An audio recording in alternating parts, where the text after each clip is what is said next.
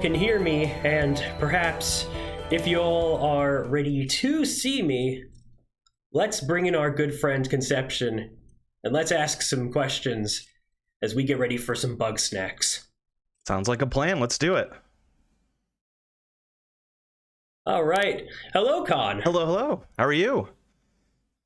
I'm doing swell. How are you on this fine 4th of July? I mean, it couldn't be better. We got GDQ going on. We got the end of Completithon here. It's just, it's a great day for speedrunning, you know? Absolutely. I definitely got to say that I am wearing this here American Muscle shirt, but don't let that fool anybody because I usually wear pretty gamer generic shirts otherwise, so you know. But otherwise, I am feeling the flow today, I guess you could say. Sure. But with that said, enough about me. Let's talk a bit about you and Bugsnax. Yes. So you're going to be doing you're basically going to be doing 100%, and this, if I'm not mistaken, is your first time doing this for a marathon. Yeah, it's my first time doing this category. I've run Bugsnax for a bunch of different marathons, a lot of no major skips, some any percent as well. But this is the first 100% showing that I've done. Yeah. It's pretty cool. Yeah, I'm excited. Definitely always exciting to show off something new to a live audience. So whenever I usually see you play this game, it's usually on any percent. And I know that a lot has happened ever since the game came out and stuff. Sort of, you basically, I mean, hey, you even basically taken one of the world records, if I'm not mistaken. Yeah, currently as it stands right now for the PlayStation 5 categories, which, you know, PC and console are separate, I actually have world record for any percent, no major skips, and 100% at the moment. That is incredible. Yeah. And again, congratulations to you for getting that. Thank you. I appreciate that. Yeah, just this game captured me right away, and I just wanted to put a lot of time into it. So, yeah, I love playing it. It has not even come close to getting old for me yet. So, yeah. So I definitely know that one of the excuse me, one of the nicer things about Bugsnax is that it is made by the team or studio behind Octodad. Correct? That's correct. Young Horses. Yep. And if I'm not mistaken, they put quite a bit of LGBTQ representation into the game. Yeah, that's one of my favorite parts. So like a lot of people look at the cuteness of the Bugsnax themselves, which is obvious. The aesthetic is just, it's gorgeous. It's such a really fun art style and a lot of like quirky use of colors and, you know, creativity there. But there's a lot of like really nice representation in this game that you don't get to see as much with a lot of other like more notable titles. We have a non-binary character who goes by they them pronouns. We have multiple same-sex relationships. There's just a lot of really neat representation there, and then just like a wholesome, beautiful way to showcase it, showcase these relationships and show how much these characters really care for each other. So if you haven't played this game casually, please do so, and then be just as enthralled with these characters as I've become, because there's a lot of beautiful relationships that take place in the story. Absolutely. I definitely got to say it's very nice to see some very familiar voice actors bring these characters to life, and just have this sort of representation going on. And they all seem to be very proud of what they've recorded and what they've helped put together. Like Roger Craig Smith, the current voice of Sonic the Hedgehog, is one of the Grumpuses. And I also think we got Max Middleman, aka Ryuji Sakamoto, on Filbo. And that is just, you know, it's just an all-star list of voices that a lot of gamers might be familiar with today, that they might be, I'm sure they might be happy to see here. Yes, absolutely. So with that said, there is one other thing that I wanted to ask. So there are I would assume that there are some differences between PC and PS5, correct? Yeah. So the reason why mainly that they're separated is, of course, just being able to do a loadless timer on PC versus PS5, which we don't have. We don't have that yet, at least. I don't know if anybody would be working on it or would be willing to work on it if you're listening out there. But yeah, we don't have a loadless load remover for the console version, so that's the main reason of the leaderboard split. But even in terms of, like, you know, if we started with any percent, the difference between the two are almost non-existent. The main difference being that if you're playing on PC, you can bind the text mashing and text scrolling to your mouse wheel, so you can mash, you know, text as basically as fast as you can scroll a mouse wheel, which is, you know, basically as fast as the text can appear on the screen. You know, playing with a PS5 controller, I'm going to be just mashing the X button as fast as my thumb will allow, right. Which will obviously eat up some time. That would be the main difference for any percent. But because, you know, in No Major Skips and 100%, because there is a difference in that ability to mash through text, that will actually change out some of like our global timers, so that we'll have to take like ever so slightly slower pathways on some things, or for example, in the 100% category, because you can mash using that scroll wheel, you can actually do a couple of glitches that are like frame perfect or like scroll perfect. I don't know how else to quantify it, where you can you know, completely transform a Grumpus by feeding him just one snack, whereas opposed to you have to feed him like 14. You could do that on PC. In this game, since I can't, like, you can't humanly mash that fast with just like, you know, your finger. Yeah, no. You're not able to do those same kinds of glitches, which changes it up our routing a little bit. You know, there's one Grumpus in particular that we have to feed them to their entirety until they're completely transformed. So I have to catch more Bugsnax to compensate for that. So just some little route differences there, but they're notable enough to make a split on the categories on the leaderboards there. Hey, that's honestly still pretty cool, because yeah, I know that when it comes to games, sometimes there are the differences between console and PC, and sometimes there aren't. But yeah, those are definitely some interesting things for sure. And I gotta say, I felt myself smirk a bit when I heard you mention the mouse wheel biz. It's because, I mean, as a bit of a mostly console or handheld gamer, I know that I've hardly put mouse wheels to use when it comes to computer things, but you know, that's just how it is. Yeah, but I'm the same way. All in all, sounds wonderful. Yeah, I'm the same way. I do have one other question before we let you on. Sure, go for it. And that, of course, is, will we potentially be seeing a bit more action with those legendary Bugsnax as part of the 100% category? Oh, we are. So 100% encompasses not only, so as you can imagine, we have to catch every Bugsnax. So we're gonna catch every single one, but there are other things that quantify 100% as well. So we have to collect all the clues across the island. We have to interview every Grumpus. We have to complete all of their individual side quests, and those side quests for certain characters involve interacting with these legendary Bugsnax. So we're going to be seeing, there's 4 legendary Bugsnax fights, and we're going to see all 4. Awesome. Yeah, absolutely. I look forward to that. All right. Well, thank you so much for your time, Con. Thank you. It's always a pleasure to talk to you, man. And with that said, we're going to throw it on back to a break so that we can get straight on to the run thereafter. Thank you guys so much for watching and listening in. And you are watching Completithon 2021. Don't touch that dial. Coming up is Bugsnax 100%. This is Tempest Mask 1000 signing off from interview duties.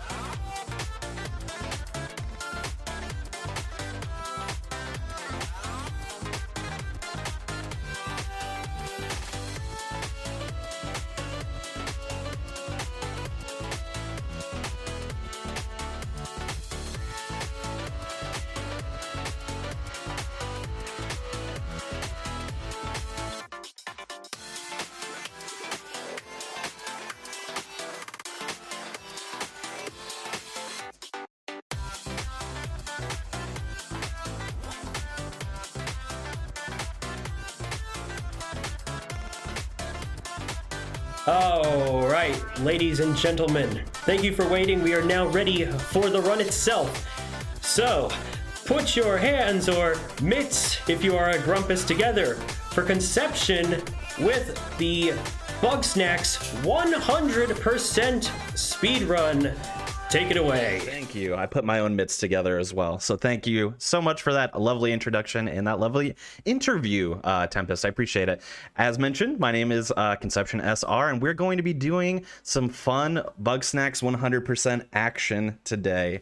So I'm just gonna get right into it. Timer's gonna start when we load into the game, not when I click the save file here. So I'll count you down. 3, 2, 1, go. All right, so Bugsnax, if you're unfamiliar with the game, revolves around Bugsnax, which are bugs and snacks. They're very cute. You're gonna see literally all of them because we have to catch them all. So we're gonna see 100 different Bugsnax across the run. What else is entailed in the 100% category as well is collecting all clues, completing all side quests, collecting all reels, and then also completing all interviews, as our main character is technically a journalist here. So we're going to be doing a few skips, but weirdly enough, how the game works is that a lot of times when you do major skips in this game, it'll actually say that you completed things that you didn't. For example, if we fulfilled like the standard any percent category, which gets us all the way to the end pretty quickly, it will say that we caught things that we didn't, and that we completed clues that we never completed as well. So that's another interesting thing that can occur. But this is true 100%. We're gonna actually do the things, which is important.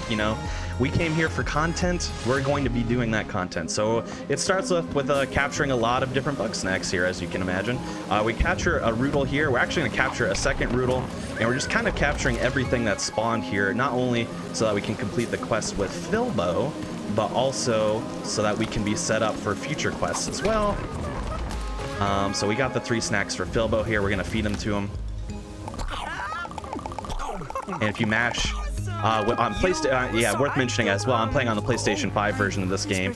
So if you're mashing X and square during these feeding portions, it will instantly feed them to your Grumpus, as opposed to, is that going to catch? Nope, it's not. As opposed to, waiting for the animation where they eat it and they're like, rubbing their tummies, being like, that was delicious and all that stuff. Okay, so keep going. Got to get Filbo to unlock this door for us. Technically, you can skip over it if you're really precise. You can actually skip over and get into this loading zone early. But because it's so precise, it'll actually lose time if you fail it. I usually will choose not to bother in a marathon setting. Here we are in Garden Grove. This is Wambus. He is the farmer character, but he's also like very intelligent. Which I think is a really cool change from the classic farmer trope, where usually they're just kind of like dopey. But Wambus is a farmer, but he's also, he's got a lot of nuance to him, which I appreciate. Funny enough as well. So I've ran any percent for no holidays allowed. I've ran no major skips for no glitches allowed. So all 3 of these things share something in common, which is that this area is the same regardless of what category you play. And that is because you can't do anything to expedite this area faster than just completing the quests. For some reason, the loading zone for this area will not activate until you complete the quest. It's the only area in the game that does it like this. And it can't really be explained as to why. I don't really know. But yeah, we just have to complete the quest, catch all of these Bugsnax as intended, and then turn them in all at once. Worth mentioning as well, I actually got a really tough trick up there, which is called Fast Frider, what I do for Fast Frider is I actually shove my trap through the floor above where the Frider spawns, and then catch it through the floor. And it's difficult because you have to not only place the trap precisely, but you have to shove it down in a way that it doesn't go too far at an angle. Because then you won't be able to catch it, and it won't shove through the floor enough to be caught. So that was really good that I was able to accomplish that. I'm pretty happy. I got this.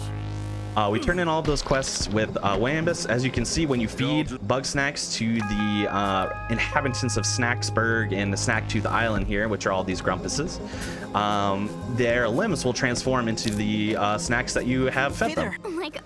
Later on, we'll get access to the ability to like choose where the limbs go and stuff like that, which will be useful for specific quests and all that. But for now, we meet Beffica here. Who we captured her journal early while we're waiting for Filbo to catch up with us, and that is because we have to complete this like tutorial sequence where we just like go through the different parts of the journal. We won't really focus on anything in the journal besides at the very end where we do a check to see if we have actually completed everything to 100%. But other than that, you know, beyond maybe pausing if we have to for some random reason, we won't need to be using the journal at all during this run. All right, so we can actually cut a little ways ahead here.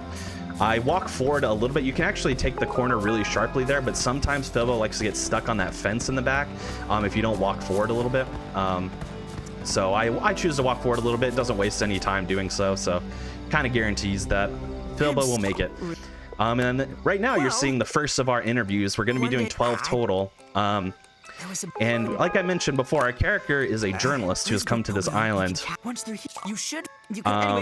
essentially to not to interview the inhabitants, to learn more about Bugsnax, but there's also a mystery going on that is occurring here where their leader, their matriarch of sorts, Lisbert, is missing, and we need to figure out kind of what's going on with that.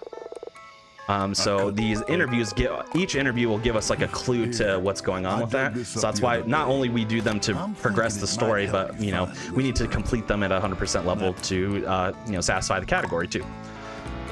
Okay, so we interviewed Wambus there as well, who gave us a clue.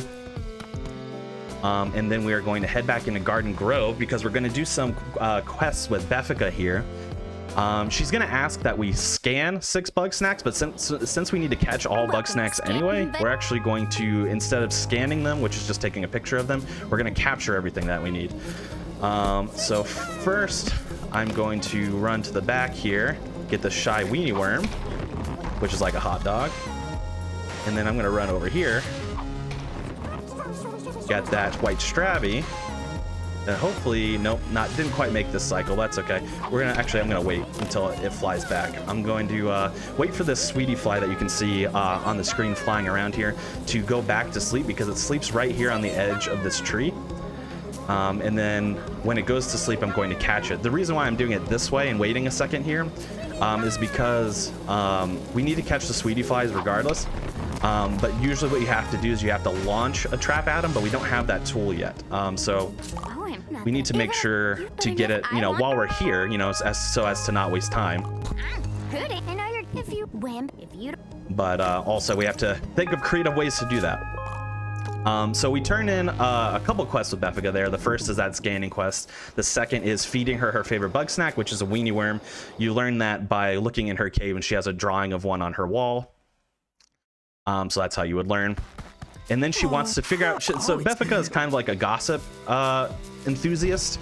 She wants to figure out like what everybody's business and what's going on. So right now she wants to see what Wambus does at midnight, which is to talk to this cactus. But in the meantime, we're actually also going to take a quest from Wambus, which he wants us to plant a root and a fruit in his garden. And on our way back, we're going to do just that. We're going to plant a root and a fruit.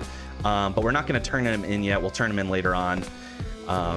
As we are now just heading back to Beffica to finish her quest and get her to return to Snacksburg with the rest of our Grumpus friends.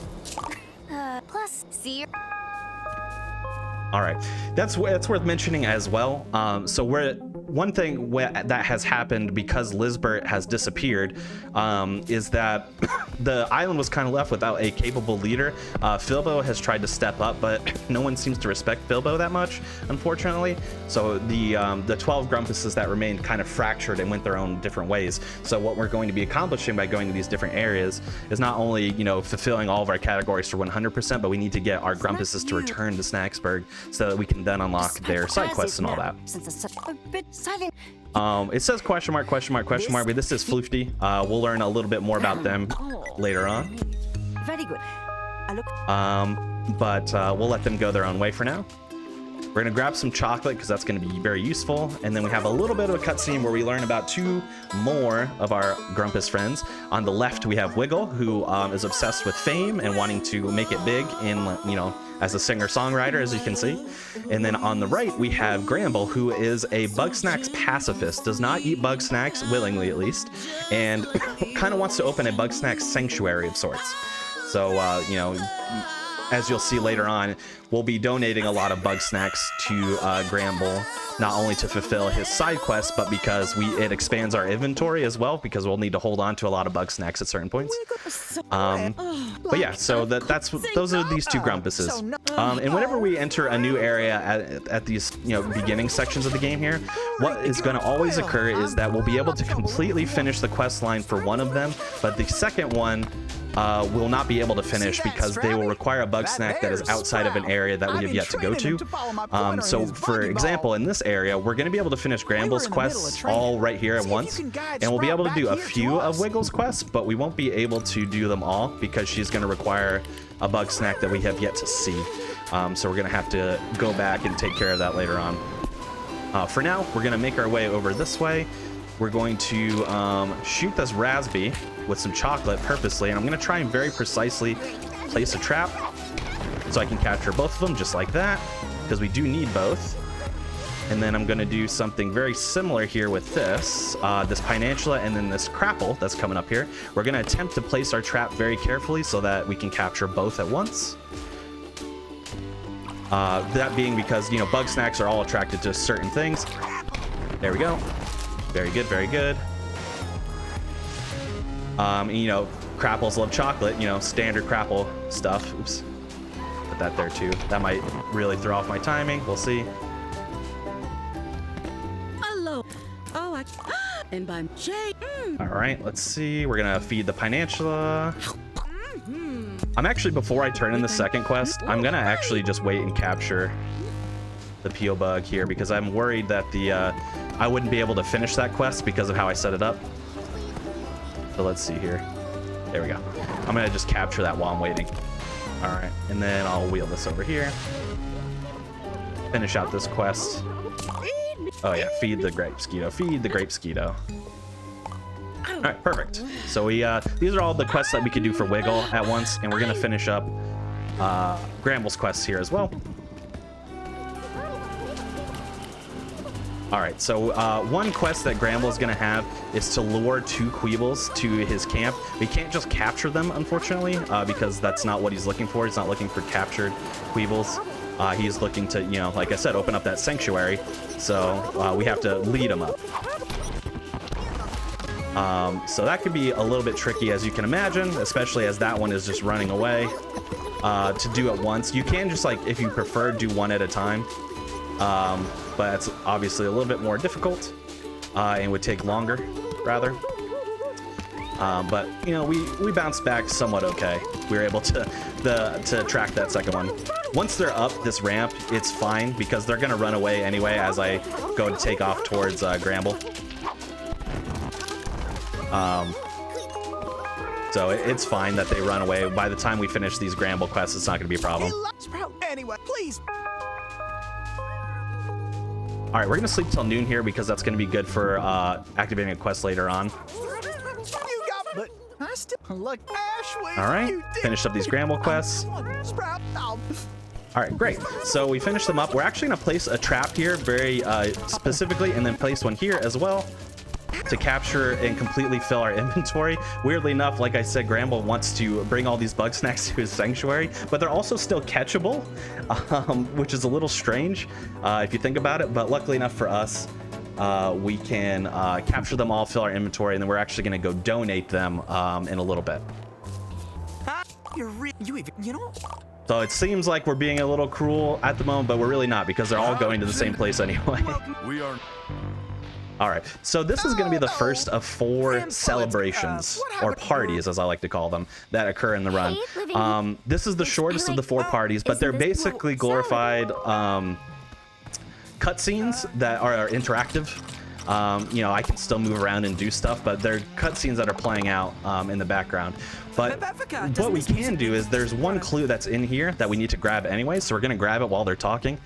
And then we're also going to grab just some extra sauce that we might need throughout the run while we're waiting for them to finish talking. Like I said, this is the shortest one of them, so we're going to have plenty of time to break down the rest of the run later on. You can also what a lot of us do is we'll just throw cups in the fire and try and stack them one on top of another, because that's a fun thing to do, just like that. If you're very precise, you can get all 4 of them to stand right on top of each other. I was able to do that in a marathon once. It's pretty impressive. You lied and stole them away because you can't grow food for yourself. See, I got 2. Vegetables are your family? Nah. All right. Well, this one's almost over anyway. We'll never love you. And then at the end of this party, we're going to learn a very unique factor, which is that for some reason, whenever our character eats Bugsnax, it does not agree with our character. So they're going to be running off to the bathroom ill, unfortunately. Don't act like you're in charge. But yeah, it's an interesting point of order there. Don't you mean? But this one is just about over. As you can see now, we got Gramble, Wambus, and Effica all back, in addition to Felbo as well. Go find her yourself. Well, oh hey, look here. That's the. Yep. For some reason, we have free control over this happening too, so you can just run as far away as you want. Great. So we're through that first party. All right, we're gonna run back here. If you'll see me looking over to my to the side there, I have a checklist going on just to make sure that I don't miss anything, because there's a lot of things to grab and there's a lot going on, so it can be very difficult to miss out in an area if you're not carefully going down a checklist. Plus, like I said, there's over 100 Bugsnax to catch, and we're catching them like legitimately, as in we're not like doing an underflow glitch or anything like that. So we have to make sure that we catch everything. All right, so we're in a new area, Scorched Gorge here. We're gonna throw a trap here. Scorpanios don't like traps, but that's fine. We need them to light that trap on fire anyway, because we need those pop ticks, which were just in kernel form, to pop, and that'll make them into popcorn form. You can't catch them in kernel form, unfortunately. Okay, so we're trying to get this. Did it break? Yeah, it broke. We're trying to get that Spuddy over to crash into that door there. It's always a little bit more difficult than you would think it is. All right, we're gonna run over here and we're gonna place a trap right here on the cactus, hopefully catching this cheap poof. No. All right, well, we'll just wait for it to go back around. Let's see. Come on, fly in there, friend. There you are. All right, and then we're gonna run over here. While we're waiting for that cheap poop to circle back, we're actually gonna step over here a little bit to get Cromdo to start moving. It skips a dialogue sequence for us. And we're gonna throw a trap in the middle of the air there to catch that cheap poof. And then we're gonna carefully place a trap here to catch that Ribblepede off the wall while we're getting absolutely tackled by that loaded Spuddy for some reason. Gonna run up here. We're gonna be introduced to Cromdo, who is like the used car salesman of Grumpuses here, but we're also just gonna grab some sauce for, good measure. Hello, the name's friend. Oh, whoa. All right, he's going to give us a new tool to use. That's how I put it, a tool to use, which is the launch pad, a spoof on launch pad. As you can see, it launches stuff. So we have to clear out his windmills there before he lets us like fully keep it. Oops, didn't mean to do that. All right, great. And then now we can use it for catching and stuff like this too. So for example, we're gonna catch this Sweet Frieder by launching it over there, grabbing this here. And we're actually, so what I'm gonna do is I'm gonna get these two, where is the second one here? Here, we're gonna get these two Spuddies to be mad at each other. Because we need to catch one of them, which they're often caught by running into each other or like running into objects sometimes. There we go.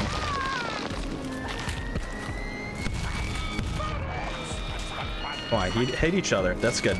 Yes.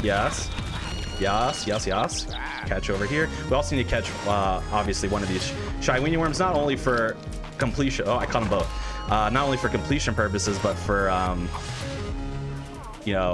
quest purposes as well. So we also throw a buggy ball in that hole, and we're gonna run over here to this side, where there is going to be another form of peel bug coming out here. We're gonna catch that.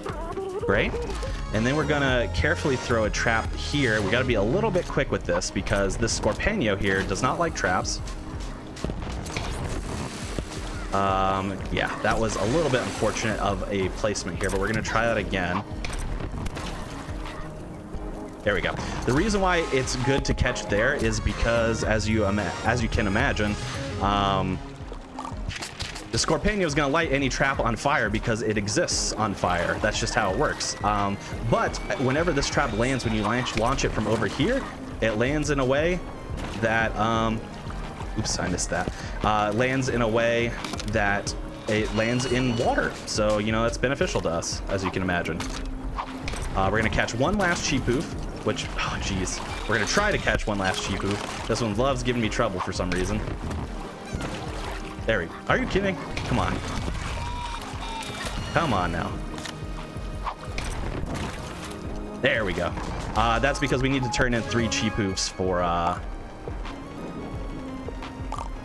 friend Cromdo up top. Okay, there we go. Great, we're gonna jump up, talk to our friend Cromdo. Oh yeah, we gotta feed him the Cheepoofs. All right, so 1, 2,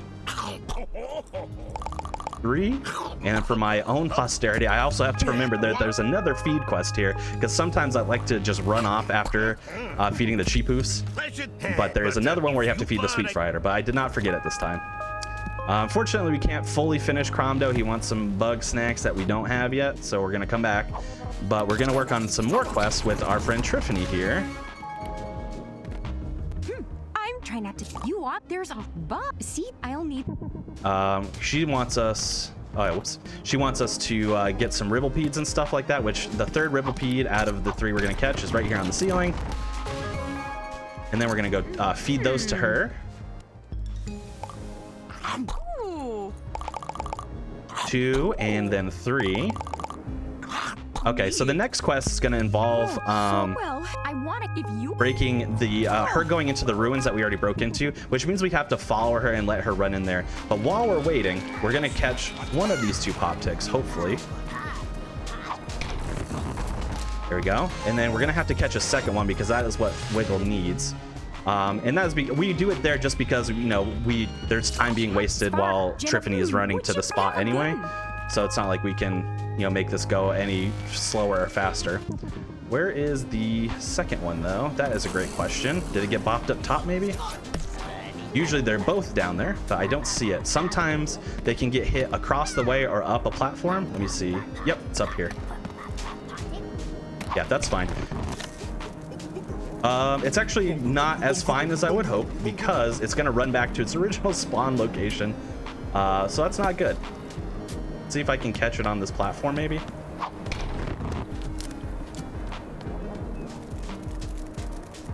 Oh, wow. That was beautiful. Did you see that? I can't believe this is happening. It's just absolutely has a mind of its own, running all the way back to its original spawn location. But then where I tried to trap it, it just completely launches itself away from it. All right, well, we got it. Woo! Beautiful. You love to see it. All right, one last quest with our friend Tiffany here. Oh. Where we turn in that shy weenie worm, and then Tiffany is on her way back. You gotta. Woo! That was something else, let me tell you. One fun fact as well that you're going to see me do here is I waited for the autosave function to pop up, and then I actually reloaded the save. Whenever you reload a save in an area, it takes you immediately back to the doorway that you entered the area from. So, yeah, we got to hit this cutscene first. So that we'll utilize that a lot to save on, you know, walking time and all that. Welcome. What's Nothing. All right, we're going to interview Beffica here while we're waiting. I'm here. You know, just to get our clues and also fulfill all of the requirements we need to do. And the reason why we do that here, not to mention, not only because she's super close to us, is because whenever we do interviews, they're at a set location. So for example, this one is right at Beffica's house, which is right next to Springs, which is where we're going back to anyway. So that's one reason why we do that there. All right, so we're gonna go turn in our quest with Wiggle. On our way up, we're actually gonna throw a very precisely placed trap right about here. And then we're gonna go turn in these quests in with Wiggle. Quickly, hopefully.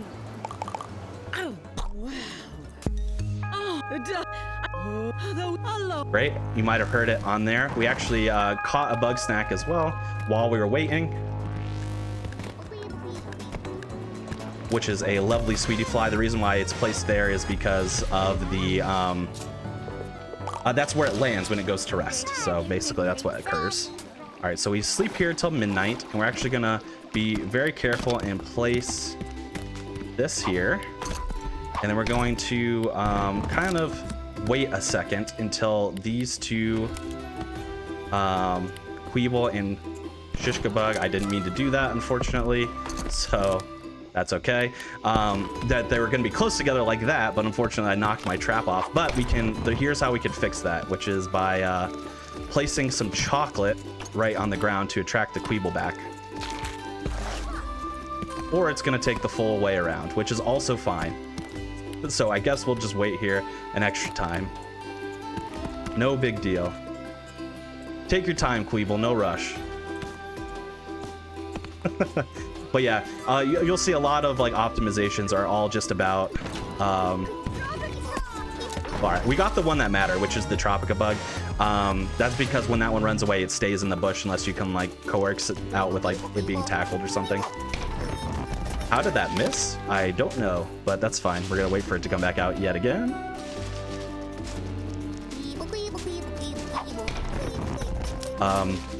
Hello?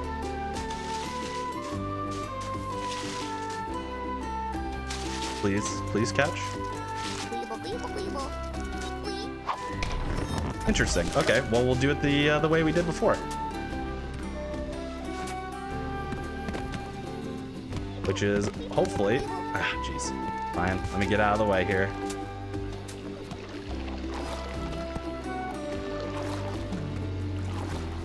Really giving me trouble here. All right, there we go. We'll launch it this way. There we go. There we are. All right. So we got those two out of the way, which is great. We're actually going to use our snack trap here. We're going to place it precisely at the top of this ramp. By here, and we're gonna sleep again till 5 a.m.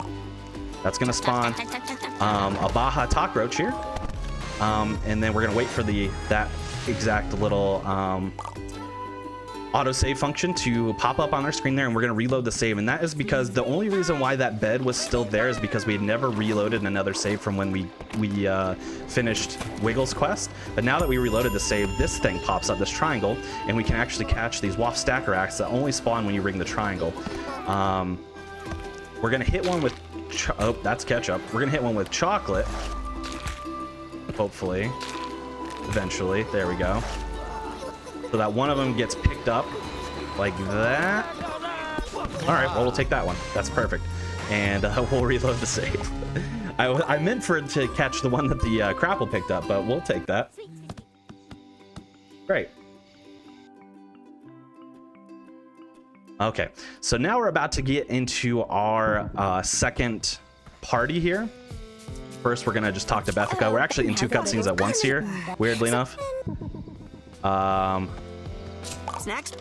Because there's an auto cutscene that triggers with Filbo whenever you get into proximity with him, but also Bethica's right there, so we were able to knock out two birds with one stone.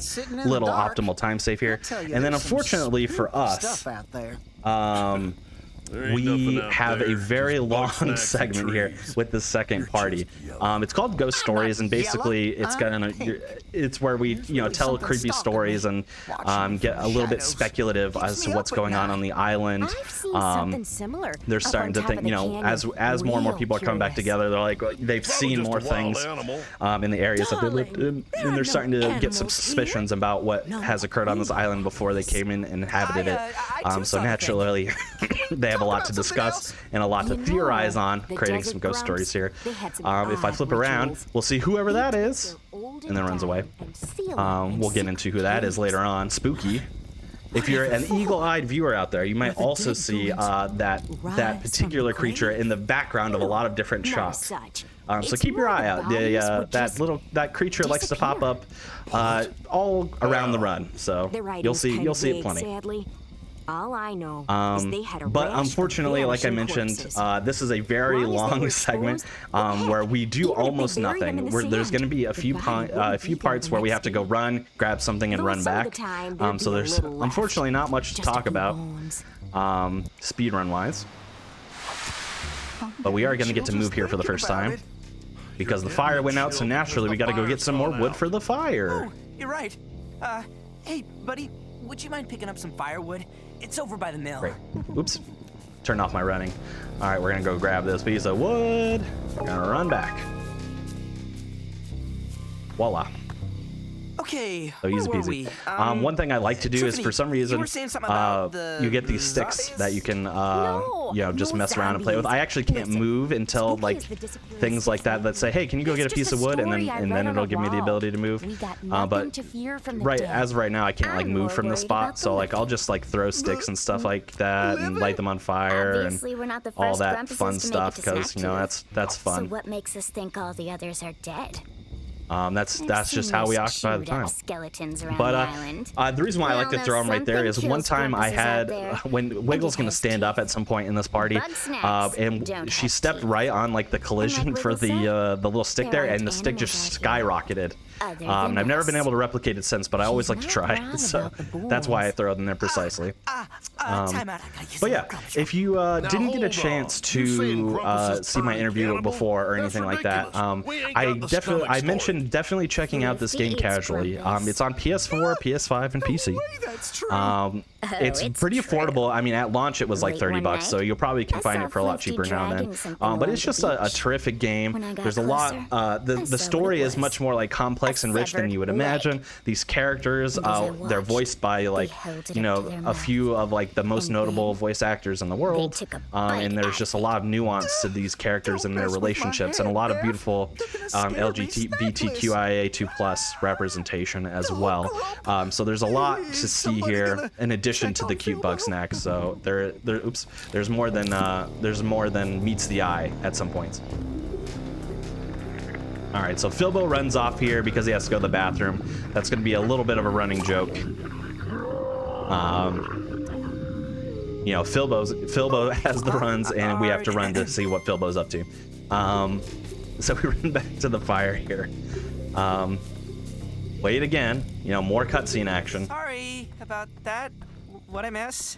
But we just quit it with the we are spooky just stuff? about to be I don't think I met could by, get at least any in my sleep. community, in my chat, one of no skyrocketing there. One of the fan favorite Grumpuses, Chandlo. We're gonna get to see him in just a second here. But yeah, play this game casually. It's a lovely time. A bug snack bigger than any we've ever seen. Also, I'll say here, because I just got time to fill here. It's just all cutscenes. So I'd like to say thank you for everyone who has supported Completithon throughout this long weekend. I'm one of the staff members for No Glitches Allowed Completithon, all the events that we do in that series, and I was very happy to see such a lovely turnout, such support. The submissions that we got were wonderful, and everyone has been so cooperative and lovely. So thank you to everyone who has turned out, and thank you to the staff who has worked tirelessly behind the scenes, literally tirelessly. Well, they're probably pretty tired, but they've worked really hard to making sure that this event has run just as smoothly as it has. So thank you to everyone who's doing that. And if you like, you know, these completionist categories, we do, you know, Completithon once a year with some exceptions. We might have like, you know, random one-off events or something like that as well. One to two times a year, something like that. So come on by, or if you like other types of events, we have the No Glitches Allowed event, where we do speed runs that feature, you know, glitchless runs, no major skips runs, no major glitches runs, you know, things like that. And then we have, you know, things like no holidays allowed, or no schedule allowed, or whatever the case might be, our no holds barred events. So we have a lot going on. So come check us out. Suddenly Wood. We're almost about to meet Cromdo here. Again, this cutscene is relatively long, so I do apologize. But this is the longest of the three. It also has the least for us to do, so that's part of what makes this one notoriously bulky in terms of time, especially in a speedrun setting. I'm not getting eaten by some monster or floofty. Just because you won't admit you're scared. Yeah, as you can see Don't here worry, as well, so we Grandpa. have 6 We'll go check it returned out. here. The Something parties goes trigger wrong, roughly after every sacrifice 2 to Bilbo 3 first. grumpuses that we get back. So that's what has caused the second party to be ready to be activated. You know, we'll get a couple more back. Then there'll be a third party, and then finally the fourth and final party will be after we've basically done everything else. Anyway, don't you... So If I we do will see that, those in they're gonna action. want me to stay. Catch you So this is later, Cromdo. bros. Sorry, Chandlo. Cromdo's the other guy that we met earlier. Chandlo was a favorite. He's kind of like the himbo. You know, he's very you know, he's attractive jockey type, but he's also like, Don't worry, folks. he's very kind. I'm fine. He's very supporting and loving of his friends, and his boyfriend as well. So Oh, and, you know, and the he's a noise fan was just favorite for Chandler. sure. Oh, that's But a relief. now that we've gotten back to the So fire, that we're settles it. almost done with Things are party number good 2. and safe I and promise, boring. we're almost there. But wait, what if Chandler was the queen of Bugsnax? Oh, please. That brute doesn't And we're have looking good on the race checklist as required well for to make sure we got royalty. everything going Yeah. on. Which If again, I anybody's want queen to around keep looking here, at that because it's me. there's a lot You to know, gather. the The desert 100 bug grumps have a snacks, all history the of clues, matriarchal all the leadership. extra, Real you know, fascinating journals and system things they that we had. need. Every year, Um, the it's ladies a lot. would go hunting, and the one to bring home the biggest bug snack was the new head honcho. Hi. All right, so we're gonna run back here real quick. We're gonna trigger this cutscene, and we're gonna turn in a bunch of bug snacks besides a couple. We're gonna, well, I meant to keep this buddy, but we're gonna have to capture another one now. That's fine. I'm gonna go do that first real quick then. Darn. Yeah, we meant to keep the Spuddy there and the line peel bug. I accidentally, my finger slipped and pressed the wrong button. I turned in the Spuddy by accident, but we need it for a quest later on, so I'm just gonna go out of my way to grab it real quick. Do I even have any ketchup left? Of course I don't. Of course I have no ketchup left. All right, so what I'm gonna do is I'm gonna attract this one in this direction. Hopefully they get mad at each other. There we go. That's what I was hoping. Great. Gonna wait for that. There we go. All right, so a little out of our way, but at least we got the Spuddy we needed. As you can see as well, the more we turn in bug snacks, there are different thresholds that are met, and then it expands our inventory. So we started out with only being able to hold 6 bug snacks, but now we can hold 8. I'm actually gonna also take a small detour. Where is Triffany actually? Hello. Where is Triffany? Where's our friend Triffany? Reason being is because it's raining, and that is very important. I'll get into it for 1 second, but I gotta find her first. Where are you, Triffany? Where are you? Where is Triffany? How's it going? Literally, where is she? Is she up top here or something? That's the cactus. No. Where is she? How you This is doing? bizarre. She's usually in that tent like all the time. Hey. Where is she? Oh, there you are. So we're gonna do her interview here now. We usually do it at a later time, but the reason why we're gonna do it now, so we're actually going a little bit out of order than what I normally, oops, I hit an extra button there, than I normally do. But that is because there is one bug snack that is incredibly elusive, Oh, you betcha. which is the caramel pop tick. The caramel pop tick only comes out when the weather is raining outside. And the reason why that relates to Triffany is because Triffany has a quest here that spawns after I guess I sleep, apparently, because she doesn't want to give it to me now. Actually, I gotta get this, that's why. Oh, I don't have that yet. I'm gonna go sleep real quick. Oh no, I can't sleep because I need the rain. Darn. Okay. Does she have the quest for me now if she runs all the way over here? Oh, hi. Take care. Huh. Okay, well, we're gonna run back and grab it regardless because I really don't want to have to sleep for rain. Yeah, sorry, I got a little thrown there because we usually have to take another quest from Triffany and she warps us there automatically, but for some reason she's not doing that right now. It won't allow me to take a quest of hers. I don't particularly know why, but it's still worth going for right now. Because otherwise I'm gonna have to sleep on and off repeatedly until rain happens to pop up again, and that could take any amount of time. So it's not worth risking. I'll just grab it. It wastes time moving, walking back and forth, but that's fine. There's the caramel pop ticks. Come on, hop in there. There we go. All right, gonna wait for that. Reload the save.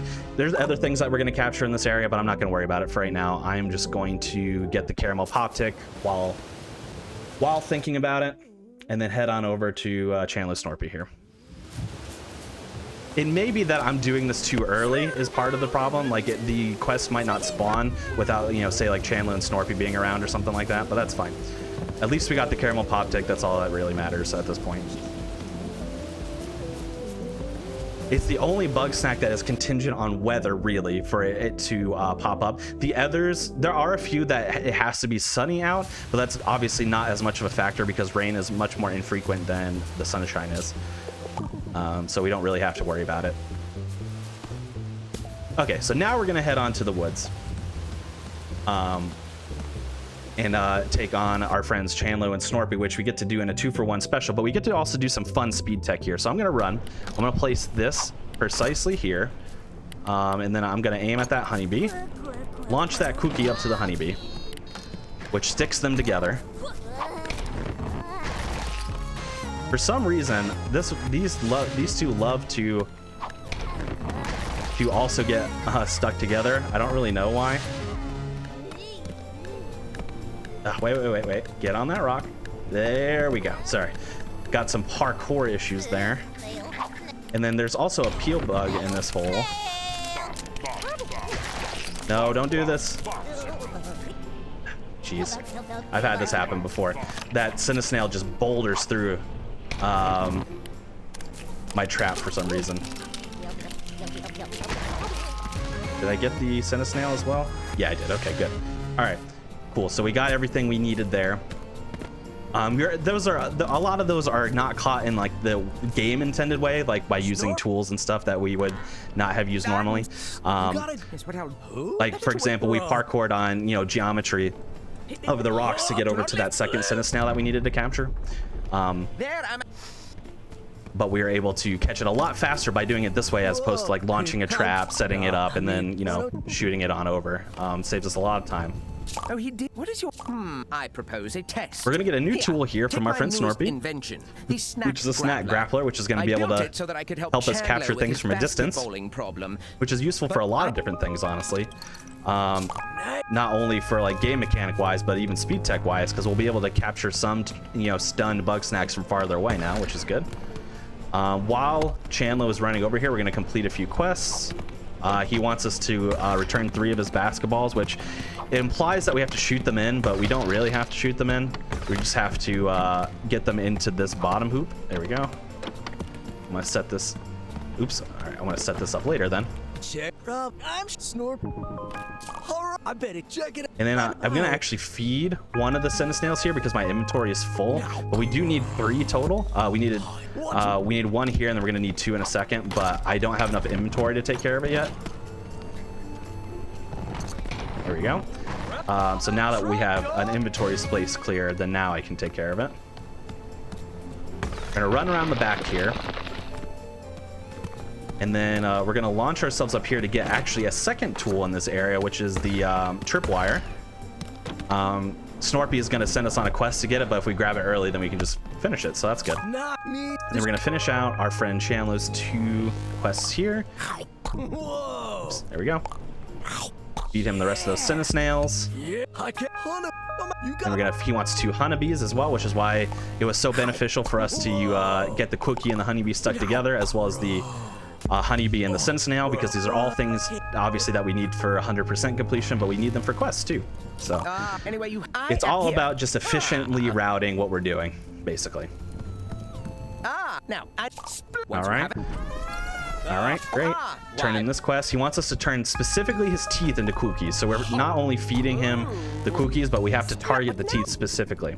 And then the last thing he wants is 2 charm owls, which only come out at night. So we're gonna do some sleeping in order to get them to spawn, and then we're gonna do some creative stuff here. So we can't catch a charm owl straight up because he's on fire.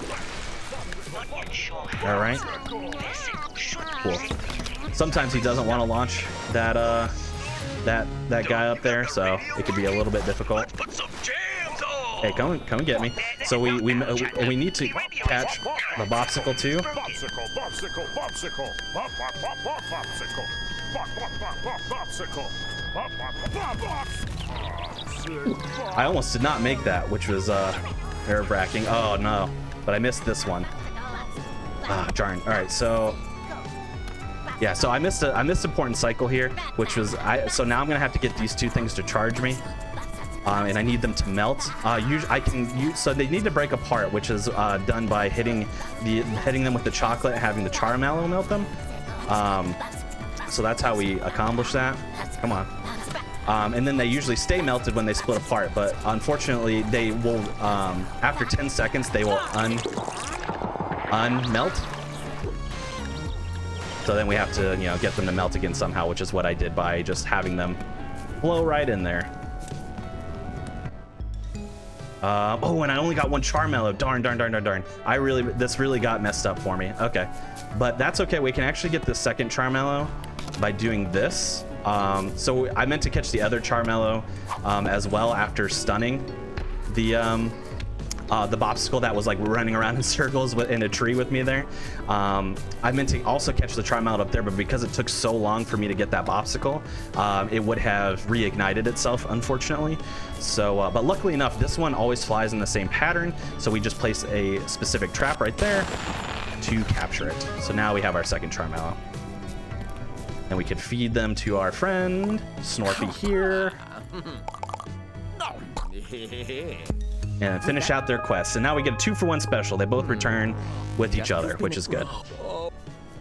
What? Alright, complete. If you're no, you're. Wait. Boom. They're both on their way back. All right. So we're gonna make our way back to Snacksburg here. We're gonna do a series of interviews to not only get some clues that we need, but also because we need to do it for the 100% completion. So luckily enough for us, channel is right here, so we can do one right away. And you do not have to hit every interview question. Oops. You do not have to hit every interview question. You just have to hit the ones that accomplish the checklist on the top left corner there. So it's all about just knowing like the specific questions to ask to clear them as fast as possible. Most of them are actually very similar, coincidentally. So that worked out for us. We're gonna wake up Snorpy here. He actually has a pretty fast wake up animation, which is good. Some of them are a lot slower, take like 5 or more seconds to do, but this is pretty quick. I was. All right. Elizabeth, we would. Excellent. An entrant you must. Okay, so that's 2. Let's see if we hit the cycle well enough, we could get Gramble here. No, we did not get Gramble, but we're gonna get Wiggle. We're all not only fulfilling a quest of Beffica's, which is to figure out what Wiggle does at night, but also since she's right here, we can also just knock out an interview with her as well. Well, So that's very helpful. But if you're really quick, you can also get Gramble before he wakes up, but it's pretty difficult. I know if you don't believe especially since we have to scroll everything as opposed to like if we ran on PC, we can do a lot different things as well.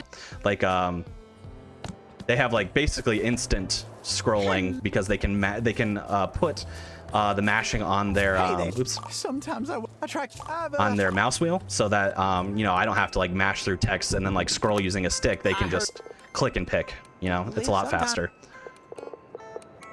Without. Okay, what did we must do? Then yeah, this is the last of the interviews that we're gonna do here. Here, I don't. Great, and then we're actually gonna sleep until midnight as well.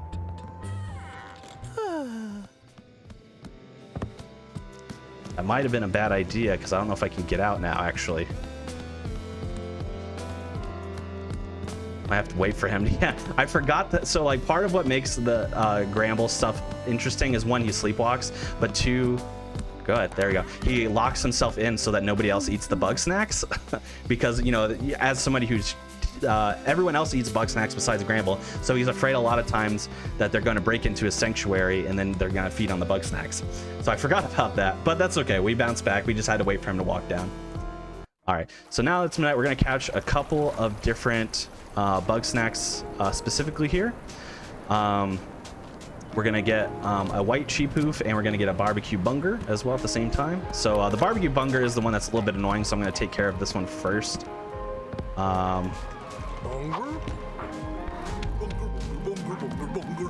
Nope.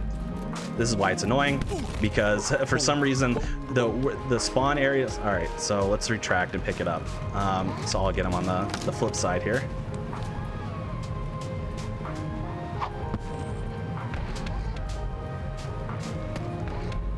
All right, so let's get him to roll back around. Bunger, Bunger, come here. Come here, Bunger. And they're just so loving. Like, you can't be mad at the Bungers, because the reason why they're charging you is because they love you. You know, it's not because they're aggressive. They're aggressive. They're aggressive in terms of love, but they're not aggressive otherwise. There we go. All right, so now we got that one. We're gonna grab. Let's see. Am I gonna get it? I'm gonna get it. I'm not gonna even try. I'm gonna get it on this side, or not. Apparently. We're gonna get it on this side instead. For some reason, it liked to fall off there. Or not, apparently, again. So we're gonna try it again on this side. There we go. All right, that's a white sheep hoof. That's why we need to sleep until midnight, because they only spawn at night. All right, and then we're gonna finish off Cromda's quests here. He specifically wants them on his feet, so you have to be very careful with your placement here, because it won't always default to his feet.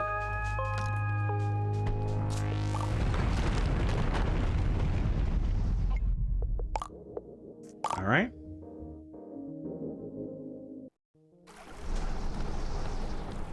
All right, so now we're heading back. We're gonna do some falls cleanup here inside, and of course it's raining again, so that whole caramel pop tick thing was a waste of time. Of course it was. Okay, so we're going to donate some stuff, specifically the big bopsicle and the yellow peel bug only. We need the rest. Okay, so we're gonna talk to a few people here in order to progress some quests as well. All right, so we're gonna talk to Gramble to get his side quests going. We're going to also talk to Wambus to get another one of his side quests going. All right, oh, talk to Wambus. Oops. That's them. You know. All right, and now we have to feed Spuddy to Filbo specifically. Oops. I meant to hit this later, but that's fine. I forgot it was already here. Not a big deal. All right, so we're gonna feed him that Spuddy because we need to collect. Funny enough, we need to collect Filbo's poop later. It's for science, though. Trust me. All right, get the diary clue, which I think I can unlock now. Yep, there we go. Now we can do the Triffany quest that we were talking about earlier. I want to. The first. And now it'll warp us. Okay, so now so unfortunately it's raining again because if it wasn't raining, then the caramel pop tick decision that we made would have been a good one. But unfortunately now it wasn't, because it would have been raining anyway. Alright, we need to catch this white Roodle as well, but of course it's being frustrating. There we go. We're gonna place a trap here because we're gonna wait for the sub Sandipede to run by. Actually, I'm gonna retract that, aim a little bit lower just to be safe. I'm also gonna wait here because we're gonna attract a peel bug on the other side, but I'm gonna time it out for when the Sandipede runs by so we can catch it all at once. So we're gonna catch all pieces of this.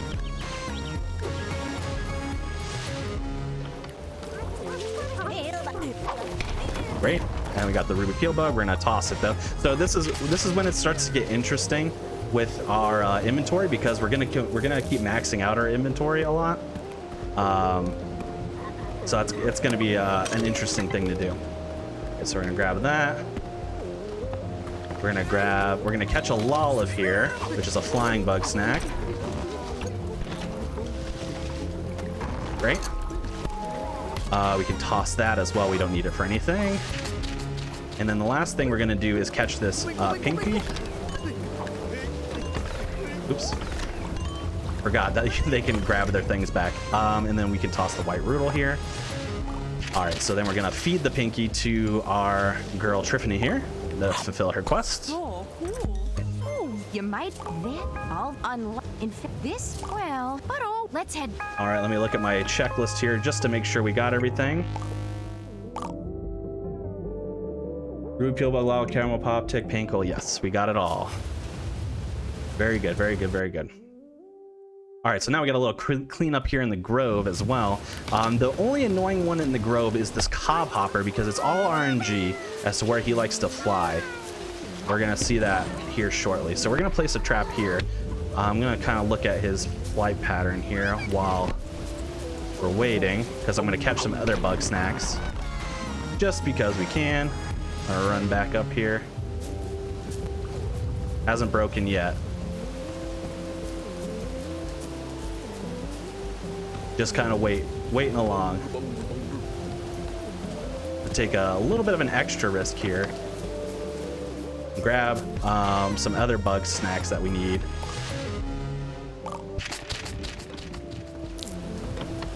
While we're waiting.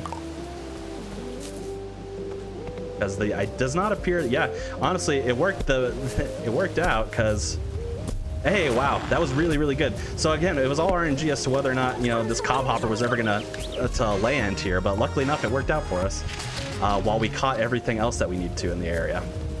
So now we can just parkour across.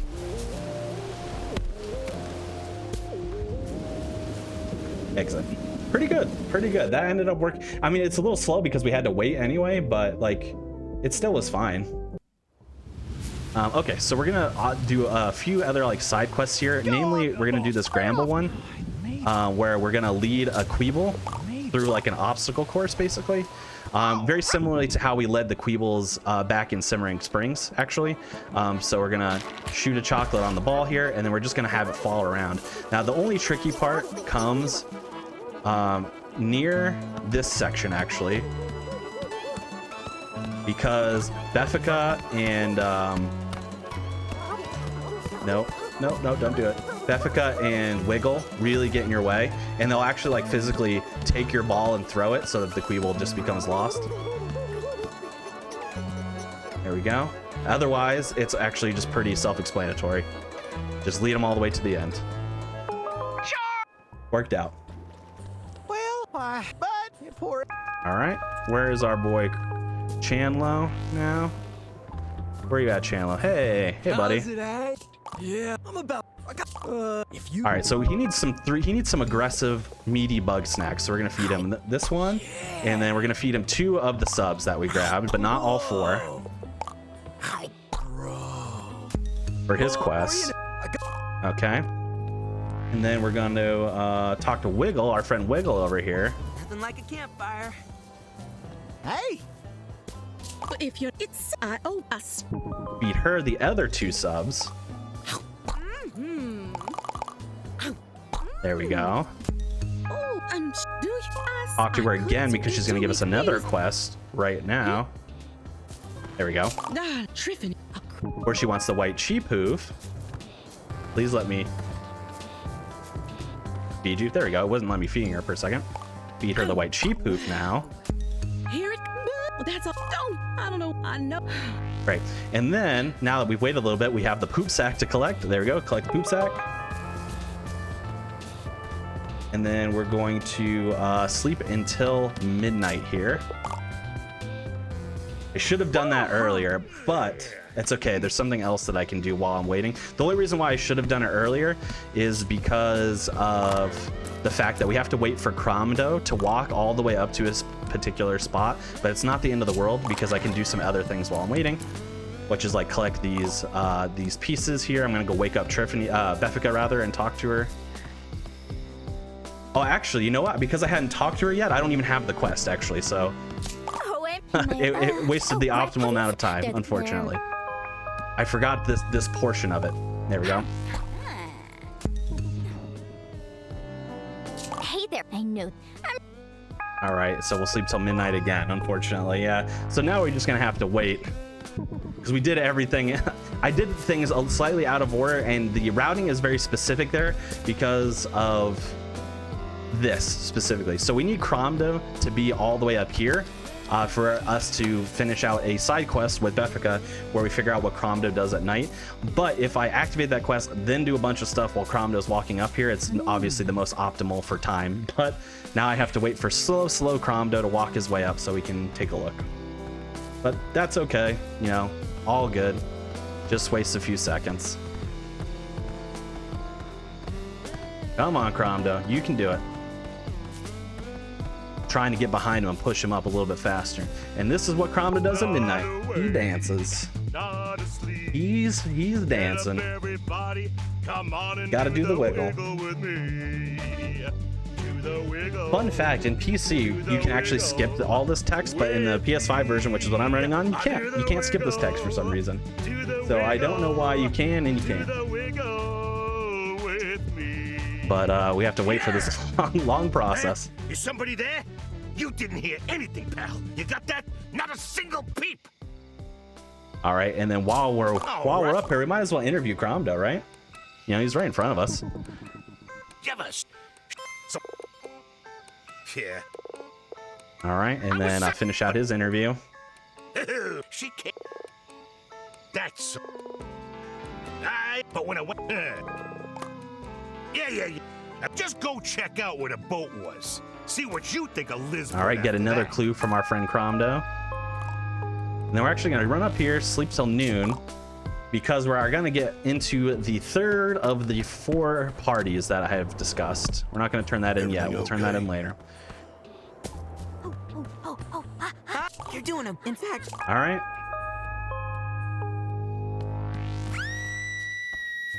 Here we go. All right, so this party is like another spooky kind of party in a way, but what we have to do is that someone has broken into, oh wow, I really positioned myself poorly. Someone has seemingly broken into Snacksburg and like, you know, made a little bit of a ruckus. You can't see it yet, but so for example, it says no more Bugsnax. They carved that. There are these footprints here. Basically what we have to do is we have to get 6 clues as to what's going on, because you know things are a little bit dilapidated right now. So usually at minimum you can get 3 before you even have the ability to move. Like I can move my camera, but I can't move my character. Usually I can get 3. If you place yourself very precisely before the cutscene triggers, you can get 4. However, I placed myself so poorly that I can't even get 3. I can only get 2. What you usually, so there's a set of footprints that are right behind Gramble's head here, and then in between Gramble and Beffica here, there's actually a spade on the ground that you can also take a picture with, but I'm positioned so poorly that they're both blocked, which happens very infrequently, but you know, it is what it is. It doesn't particularly matter, though, because you know, it doesn't, at most it wastes like a second. Let's see if I can gather it. No, I was gonna say while they're fighting. There's no need for all that. Nope. Okay. Anyway, at most it waits like a second because we can just very quickly snap photos of those clues since we have to run in those directions anyway. It's not a big deal. And keep watch in case the creature returns. Good idea. I'm really trying to get the ones that are behind his shoulder right there though, but I can't quite reach them. All right, so 1 is over here, which we couldn't reach anyway. So that's 3, 4, 5, 6. Here we go. You found what you. All right, and then now again we're just in cutscene mode again, which is going to be for like. I reckon there's got to be some other explanation. I don't know, a few minutes, unfortunately.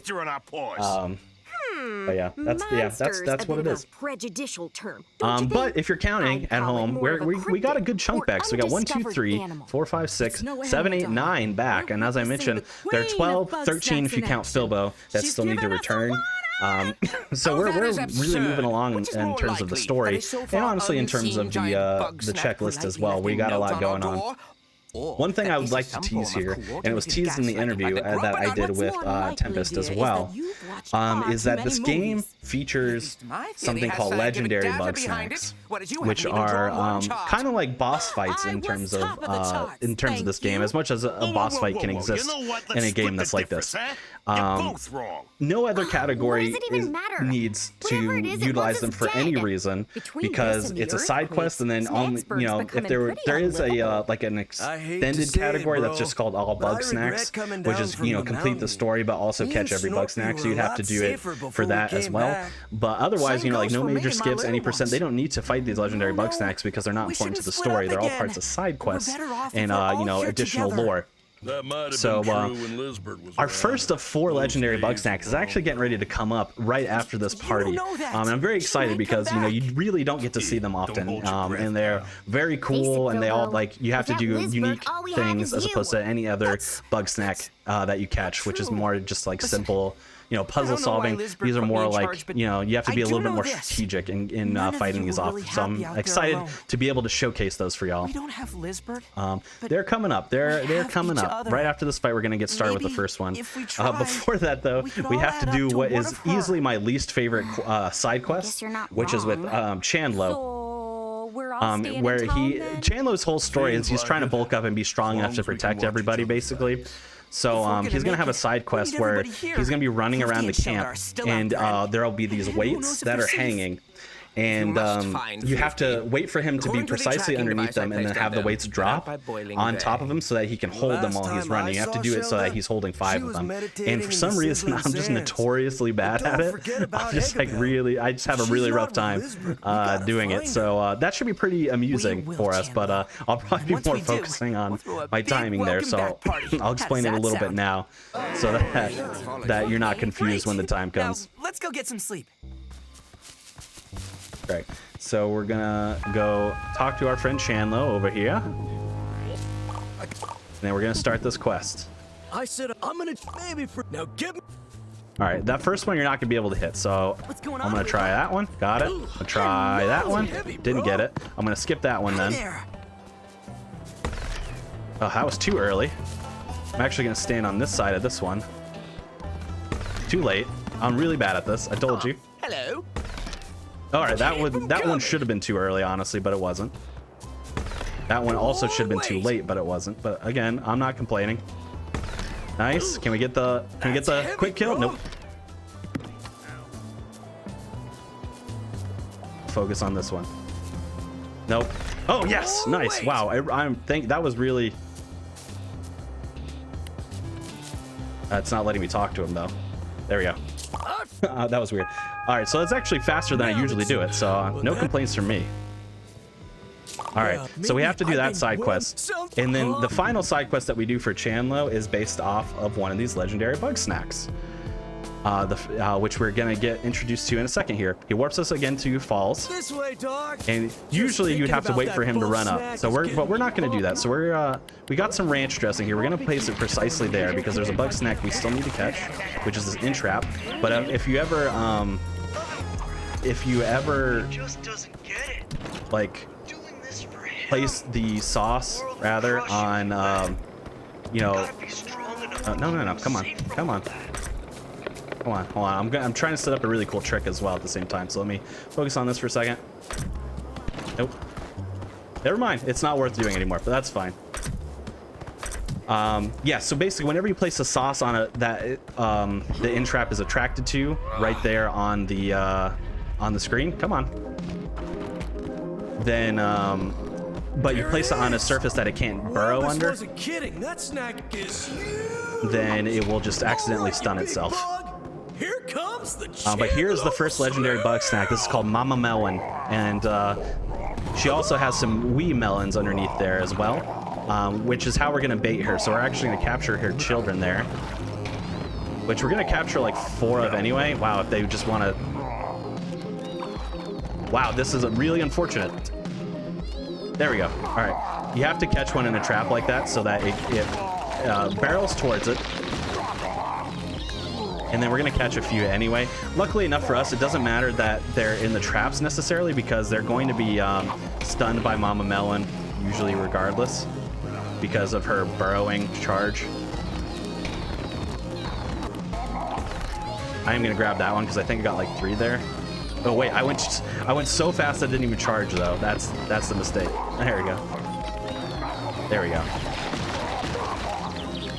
All right, we needed to get 4, so we got our 4. All right, there we go.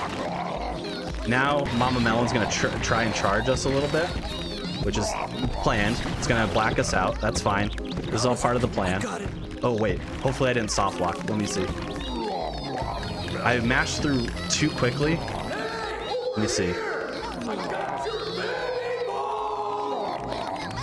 Yes. Yeah, I soft locked it, unfortunately. Darn. Okay, so we're gonna have to reset that whole fight. So what for some reason, they haven't patched this through yet.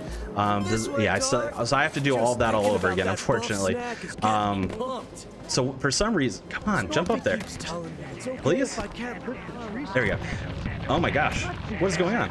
Am I just stuck there? Okay, hold on. Jump, thank you. All right, there we go.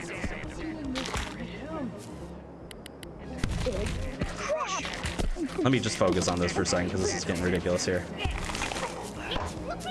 Okay, great. So now let me try and set up this trick again too.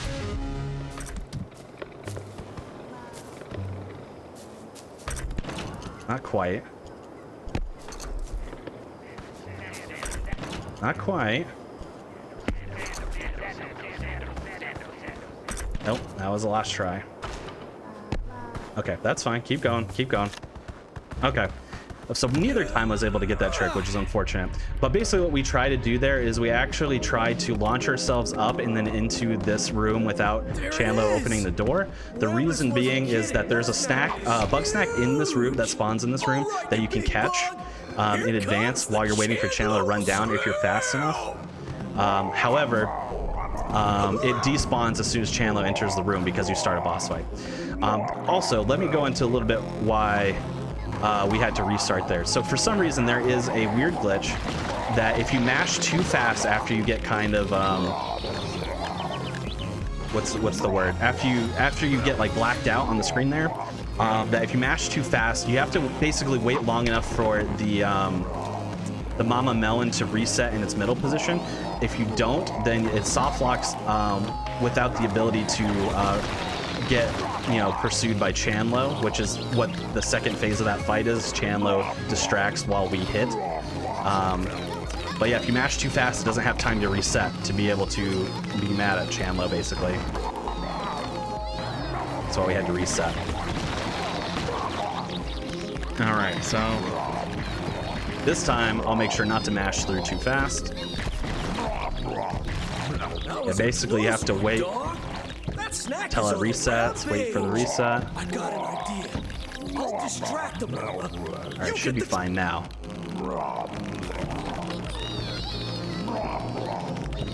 Let's see. Yes, okay, we're okay. We're okay this time. Drop it on there, and now we have completed the Mama Melon fight. Jeez, yeah, that got a little hairy, but that's okay. Thanks, bro. And then last but not least, we gotta feed Mama Melon to our boy Chandler. Yeah. I would. Nice, bro. Okay. And luckily enough for us, the bug snack that we could catch, which is another one of these snack pods, is actually also right here. So we can just grab it on our way out really quick. So it doesn't waste too much time not being able to do it. But if you're really fast, you can also potentially get one hit on Mama Melon before, like, before even Chanlo gets there, because you can still have the pillars that you drop on Mama Melon. They're still in the cave when it's in its like despawned form, quote unquote. It's still there, but it's despawned. And if you move fast enough, you can drop a pillar, have it kind of land somewhere on your head, and drag it on over to the Mama Melon, and it will take a hit. So that's, if you're really fast, you can do that. But I couldn't even get up there to begin with, so unfortunate. Bigger, please. Okay, great. So we're gonna donate those 4 wee melons and the snack pod, I believe. Just want to check. Yep. Sure. Great. You have any other quests? Nope. Great. We're gonna go to Scorched Gorge here. Run across the way. we're going to, so now that, you know, as you can see, Snacksburg is kind of like a hub. There's Snacksburg, then there's 4 areas around it: Garden Grove, Simmering Springs, Scorched Gorge, and the woods. Now, you might be running, so like, there are other characters to find, but we haven't found them yet, so like, where do you even get them? And that is because a lot of these other areas have areas that branch off of them as well. So we're gonna get into those now. Before we head into one of those areas, we're gonna grab one of these snack pods, and we're gonna sleep again. Actually, I'm gonna grab some sauce here just to be safe. Sleep till noon because we need it to be daytime when we go into this next area. And we're gonna walk around Chandler there because he has a dialogue sequence that we can skip, but we can still get behind him and jump onto the bridge there. All right. Great. So we're gonna try and run our fastest here because if we're really quick, we can make a really good cycle. So let's see if we can hit it. Yes, that was the cycle for the cheeser there. You have to be particularly quick. Oh, darn. Is it on fire? Yeah. Okay. Darn it. That's fine. That's fine. That's fine. Come on. There we go. Still in the realm? Okay, great. Great, great, great. So we have to break, part of the quest here is we have to break 2 of these Picantises. So that's why I'm doing this. Come on. We have to, and we break them by obviously extinguishing them and then waiting for the timer to go out. Hey, get over here. Get over here. Get over here. Launch. There we go. All right, I'm going to catch a few things here as well. I'm gonna place this here just in case something decides to walk by, because some things like to walk by here. I'm gonna just make sure you stay extinguished as well. Okay, so what we're also going to try to grab is some cheese sauce up top, which spawns up there. And we're going to lure down this Scorpeno. No, this is a Scorpepper, rather. There are regional variants, if you will, similar like Pokemon. And we're going to attract him over here with the cheese, but also that, unfortunately, the Enchirito also loves cheese. So that could be the unfortunate part there. You would think, oh, this is beneficial, but unfortunately, because it's on fire, I can't catch this thing yet, but it's coming. What is this? That's still the Scorpeno, right?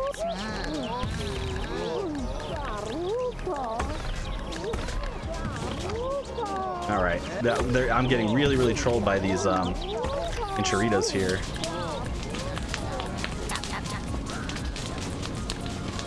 Might even have to restart the area if they're gonna just keep bashing it like that. That's fine, I might be able to get it here. Getting closer.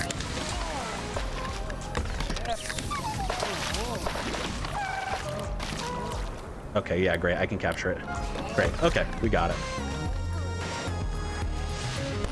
Oh wow, I got a double here, which is great. We need both of those, so that's good. Okay, so cheeser, cheese scarf, scorpion. Oh, we still need an eggler. Where is my little eggler that I hatched earlier? Oh, and a cockroach, actually. I'll capture that because I see it up here right now.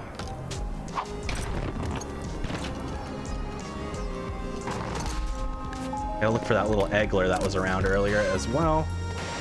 Let's see. I see a cockroach over there. There you are.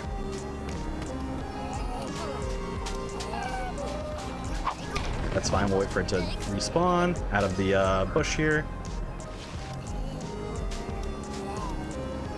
There we go, got the eggler. Okay, looking at my thing. Okay, great, we only have one more we need to catch for right now, which is the Buffalocust.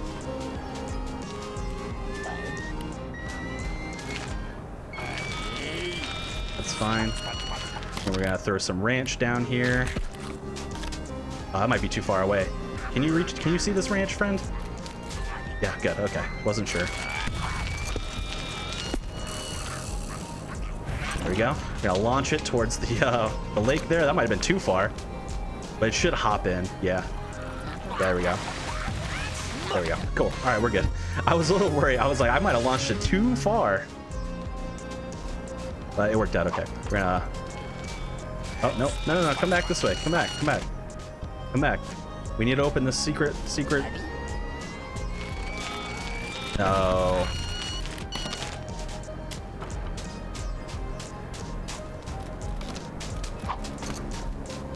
Hey, come over here again. There we go. Boom. All right, there it is. All right, so we're gonna do some clever work here. So we have to lead this black raspy through a maze as part of a quest. But these enchiritos like to be annoying, is basically what happens here. But we also need to catch an enchirito anyway. So we're gonna capture one. And then let the other one stun itself. Come on. While we lead it through. And once we're into this area, it's fine anyway because the enchirito can't get by here. All right. Come on, keep coming. Keep going.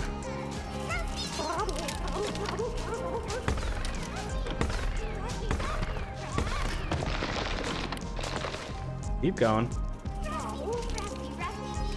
No. There we go.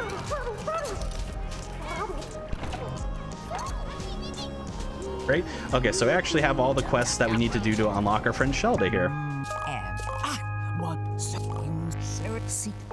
So we're just gonna mash through, since we did everything we, oh man, this happened to me last time too. One of the eggs didn't break for some reason. Yeah, so we need to also catch, break 2 egglers. That should break now, right? Yeah, okay, good. Broke those 2. I think it's because I caught the first one too early and it just didn't register. For example, if I tried to capture the black raspy before I turn in the quest about the quest for the black raspy, like leading it through the maze, then what will happen is that it won't count as me doing the maze. And I think that's what happened with the eggler too. Okay, that's fine. I was like, I need to catch the black raspy still though. There we go. But it was being unfortunate in terms of its placement. There we go. Toss this ODD, that's fine. What else do I still need to grab? Black raspberry, so flaming. Okay, no, we're good here. So now we need to access a new area, which we're going to do by using a secret shortcut that's placed in the game. Which is by hitting those statues in a particular order, unlocks this area, and it takes us to a brand new area we have yet to go to called Boiling Bay. Now we start off Boiling Bay with a really fun strategy to catch a very challenging Bugsnax, so hopefully I can get it first try. We're gonna run over here. We're gonna point this out. I'm gonna attract this big obstacle's attention, place it here. Launch it. Yes. The reason why that's way more difficult than it actually looks. Well, hold on one second. Black raspberry we don't need. Great. Is because it's very easy for, even though we extinguished the flaming cheat poof, which is what we needed to do, it's very easy for that flaming cheat poof to then fall back into the fire. But if we do utilize that strategy very carefully, then we can actually make it so that when it lands, it's going to land on the actual ground instead of over the fire. So that worked out. And with the reason why we reload the save is because we don't want this to extinguish yet. We need all of that.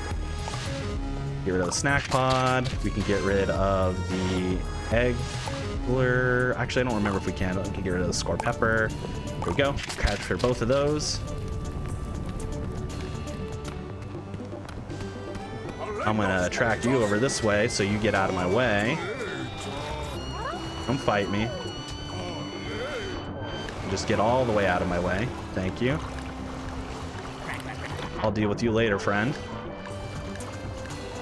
All right, we're gonna capture one of these. Throw it in the fire.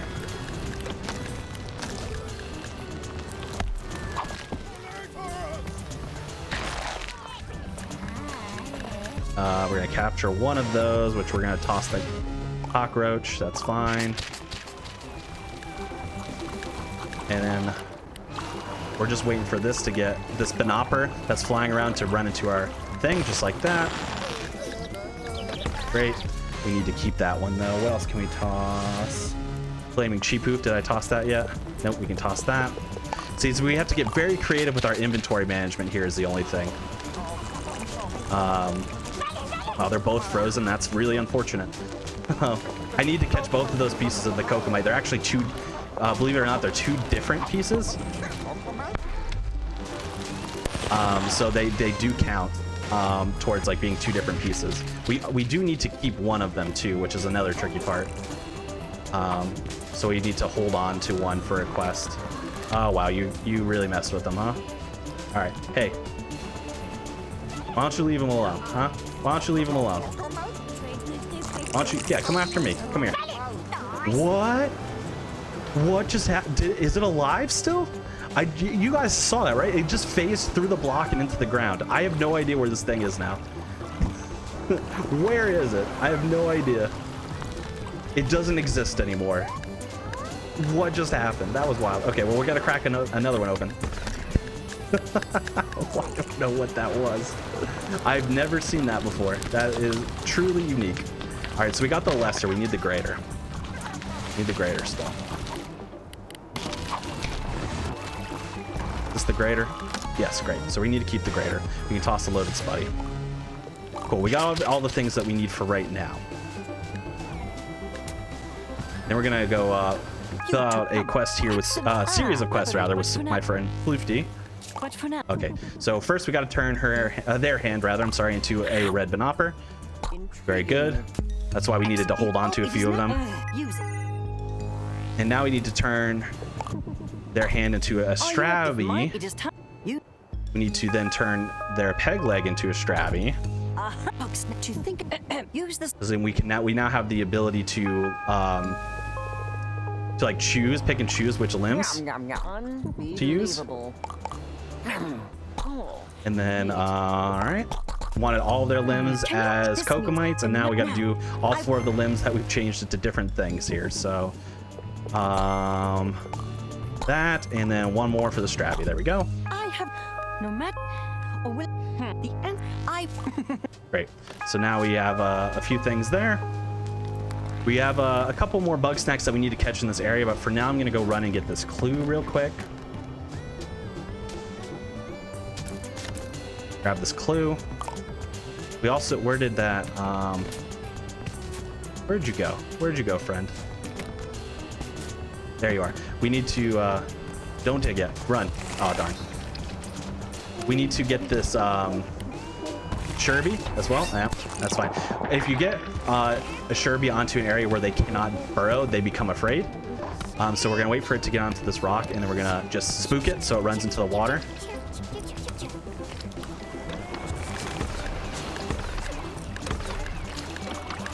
Great.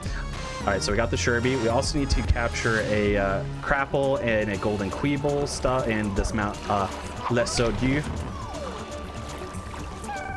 Oh, okay, I don't think you go that far this way, so let me... Great. I'm going to capture the Golden Queeble while I'm thinking about it. And we still need to get a Green Crapple as well.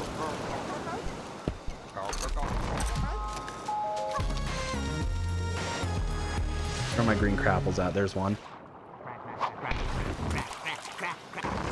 Great. Then we can toss the Golden Queeble. And we are out of here. I think we got them all. I'm looking at my checklist. Yep. We can always come back to if we miss something, but, you know, who wants to do that? You know, that's a waste of time. Incredible snack. All right, great. So I think we're good in this area. We're going to walk back through Springs because we need to get back to Snacksburg anyway, but also there's one Bugsnax of note that we're going to capture here, which is the Snackery, which we're going to do that by launching a line there when it falls back down. Oh, I think I ticked that by accident. Whoops. All right, so this time when it falls back down, I think I accidentally kicked it with my foot. There we go. I was like floating on nothing. Okay, we can toss La Chaudière. All right, and jump back up here. Head back into Snacksburg.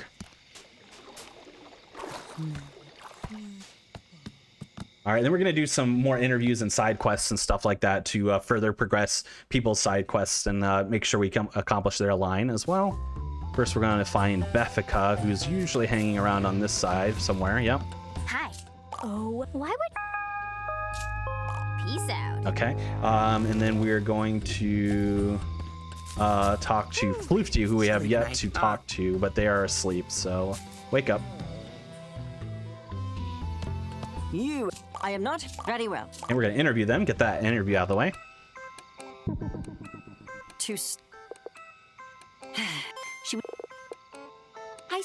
I'm all right. And then they also are going to have a side quest where we have to try and convince other people in the island to like go along with an experiment of theirs.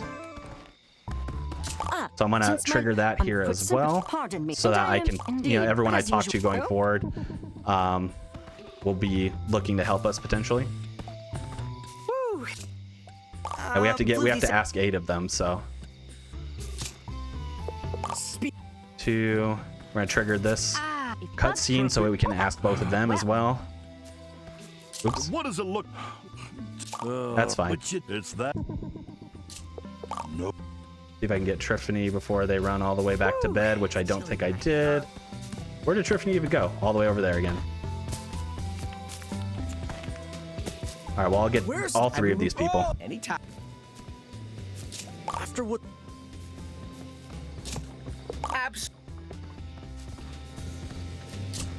Oh. I think that's 7 if I counted correctly. We picked up a quest for Wambus, which we needed to anyway, which is to plant an Inchurino, a Snackery, and a Sherby in the garden. So we accomplished that as well. We're gonna interview Shelda now.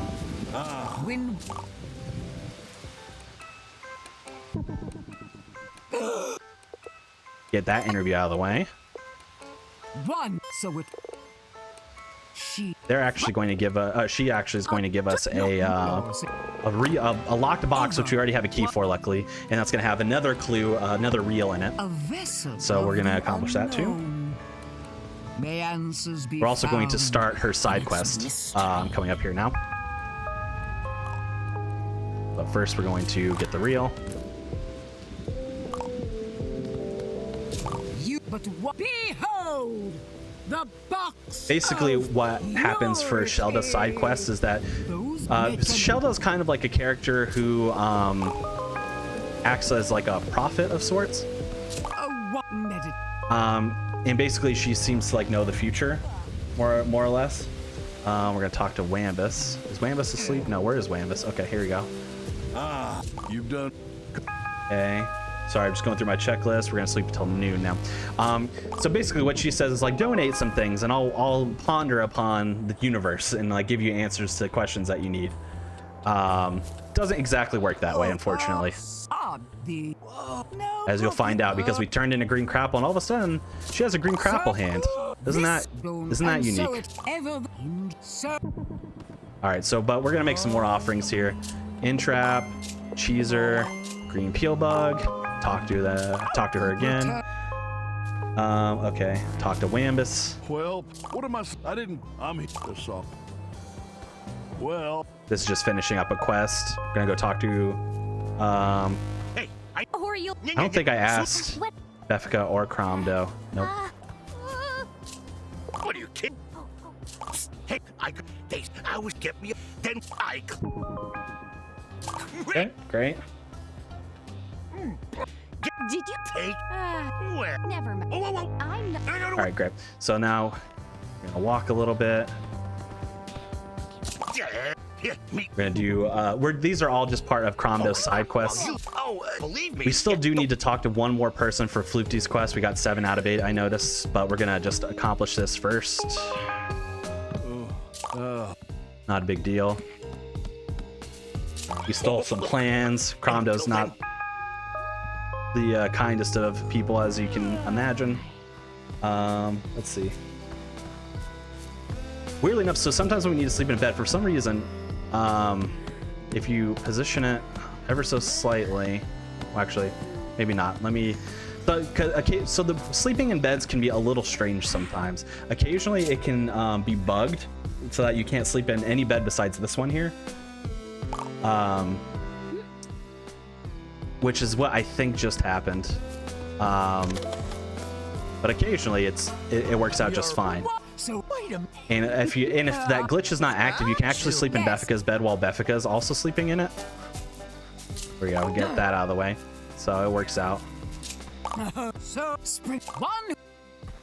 All right, so now we need to donate 3 more. Luckily enough for us, we have 2 of the 3 snacks, but we haven't gotten the 3rd one yet, but that's fine. We will get it back later. We'll clear out this while we're here. I'm never. Oh, I'm no. You still with that. Clear out this quest, Since I have, as for consider. which we cannot fully transform Floofty yet. We need more Bugsnax, but that's okay. We will be able to do that one later. Where is our pal Triffany, though? That would be wonderful. Is Triffany over here? Is Triffany asleep already? Yeah, it looks like she is. Weird. Okay. Nice to see ya. Yep. Wait, I said already, like it's not Yep, 6 a.m. in alright. game. I meant if she sleeps still, I guess, is the better question. All right, so we're doing another Triffany quest, which gives us another warp. This time it's to Boiling Bay. All we got to do over here is a few things, which is actually all we have to do over here is one thing. The second is to feed Triffany a Palatos, which I already have, so it's not a big deal.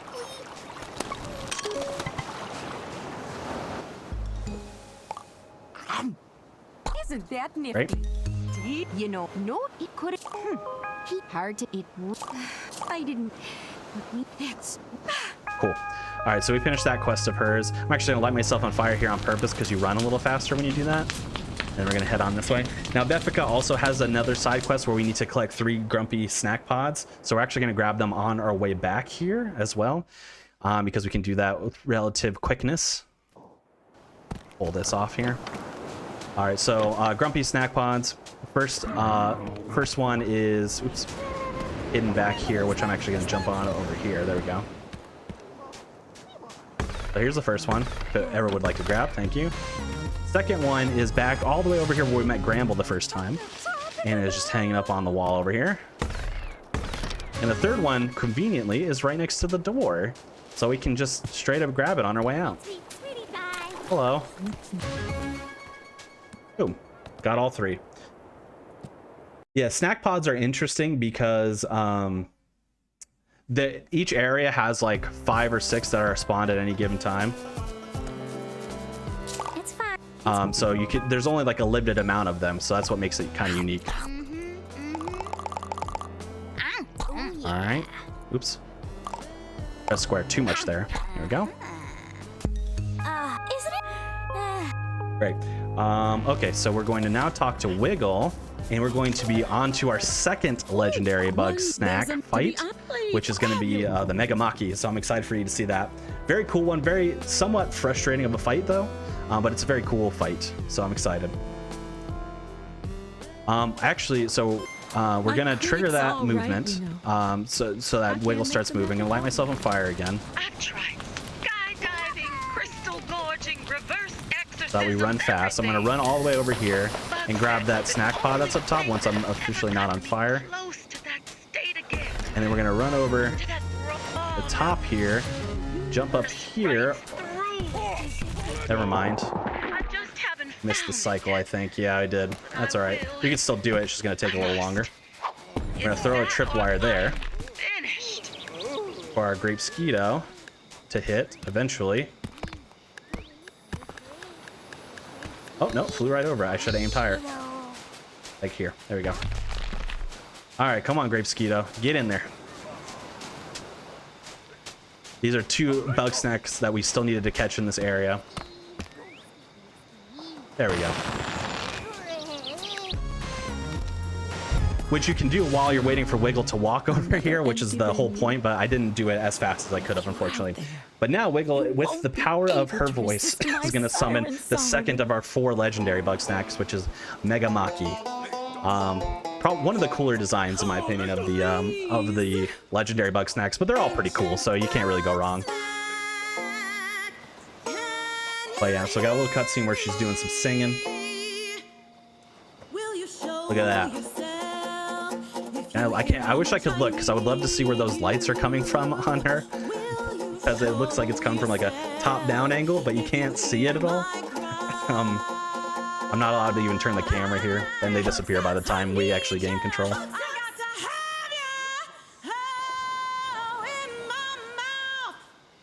Oh, don't give All me right, that. so now we got some Music is a Megamaki action universal eventually. language, darling. Come to me, my muse on the sea. My mouth is your destiny. I forget just how long this song is. Here's your destiny. Here we go. Now we're gonna get the spawn. Nope. Come on. Come on, Wiggle. There he goes. Megamaki right there in the distance.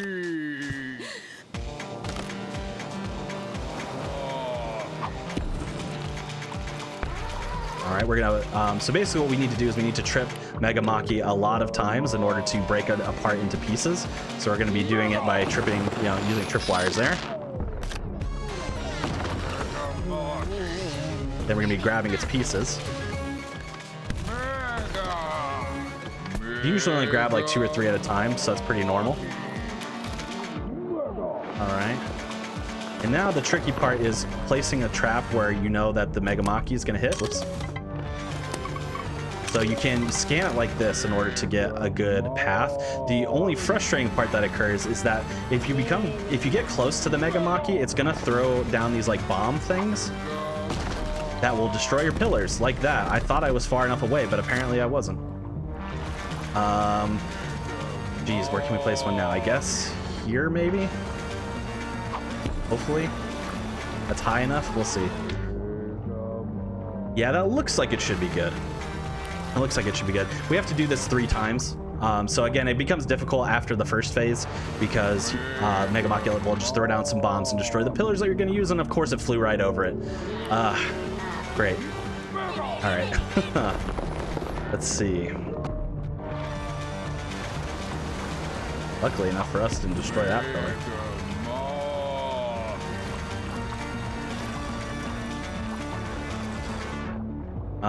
Jeez. This is really tough. That's the same as before. I don't think it's gonna work, but if not, I'm gonna be over here ready. Yeah, it's still not enough. The unfortunate part is that there are not any good pillars right here that are giving me good, but luckily, like giving me good positioning. But luckily enough for us, usually once it completes a cycle, it'll spawn some more poles. I'm just having difficulty. Like the locations are just not great right now. Like anything that has like a dip down low enough is blocked entirely from my field of vision.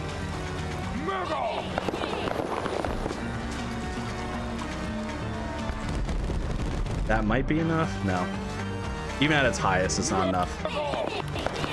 Like this is literally the reason why I keep trying the same one is because that's literally the only one that works in terms of like distance. Here we go. Finally. Thank you, game. This I should be able to do. Run away so you don't bomb me. Yeah, this is unfortunately very, very bad fight.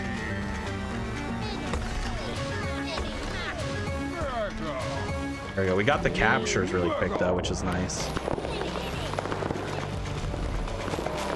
Yeah, that's gonna destroy that. That's fine.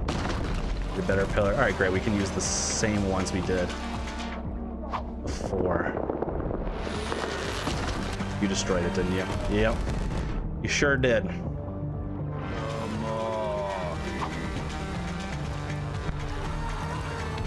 Don't bomb me. Thank you. All right, at least the third phase is a lot quicker.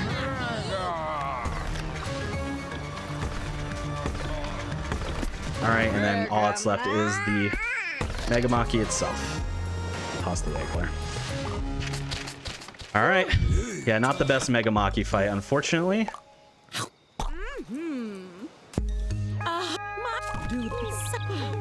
But we made it work.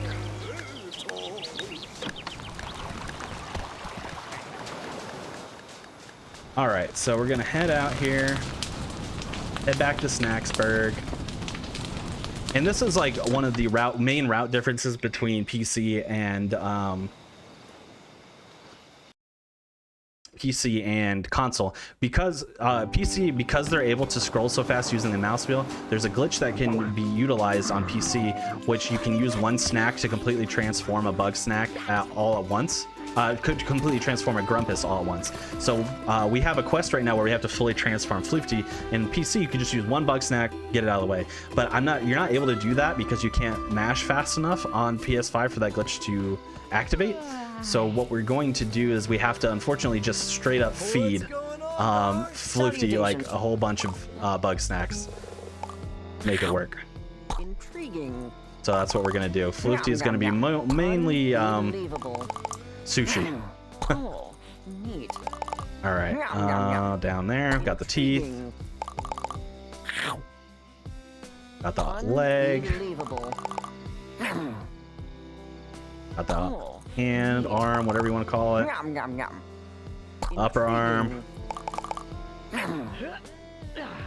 foot.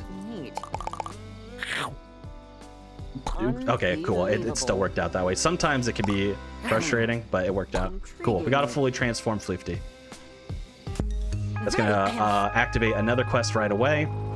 Basically, the reason why we fully transformed Floofty is that Floofty now believes that they're full Bugsnax, and Floofty is like an experimental, like scientist of sorts. So now Floofty attempts to dissect themselves for the sake of science, but Snorpy, who is Floofty's brother, by the way, we didn't really mention that, puts the kibosh on that. My work with the other. I cannot end. Okay, great. Cool. All right, so we have a couple Bugsnax remaining, which we're gonna donate. We're gonna go talk to Cromdo, because guess what? We're going immediately into our third legendary Bugsnax fight, which is with Cromdo and his side quests, which we get warped to Sizzling Sands, which is where we found Shelda before. And we are going to capture a few other Bugsnax while we are waiting for that too.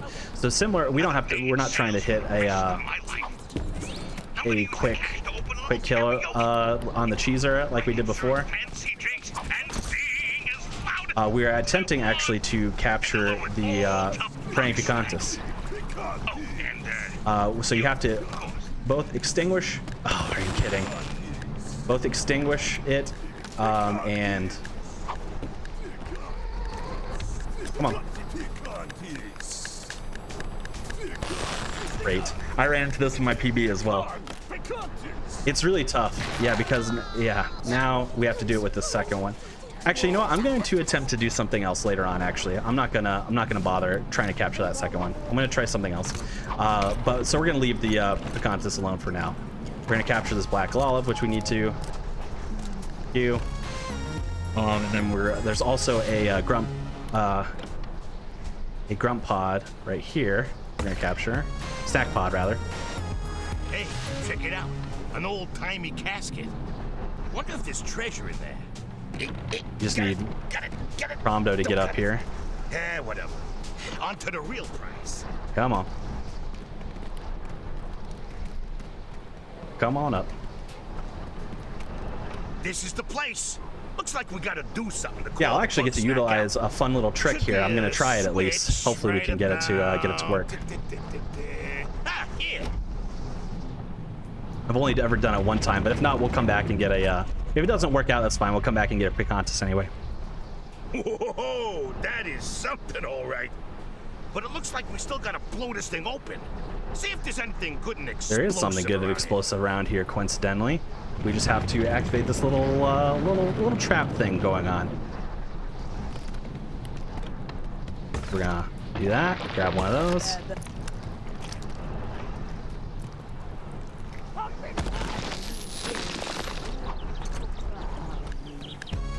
Great, still got it in time, which is good. My piece of the pie. Come on down here. So here's Mopsa Supreme, our third legendary Bugsnax that we're gonna capture. First, we need some of those Bombinos right there, which is another Bugsnax to be extinguished, because we can't capture them when they're on fire. So we need to get them into the wind here. There we go.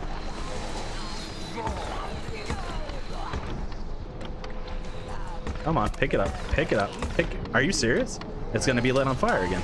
There we go. Okay, cool. We're gonna throw it on this trap here, and we're gonna launch it at the Mopsa Supreme, which drops to the ground. and we give it a choppy chop.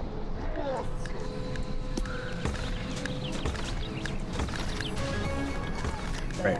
All right, so now we got our next Bombino. I'm grabbing a couple extra, like in Bugsnax form as opposed to like launching form as well, just because I want to make sure I have enough to fully upgrade my inventory. That's another qualification of 100% as well.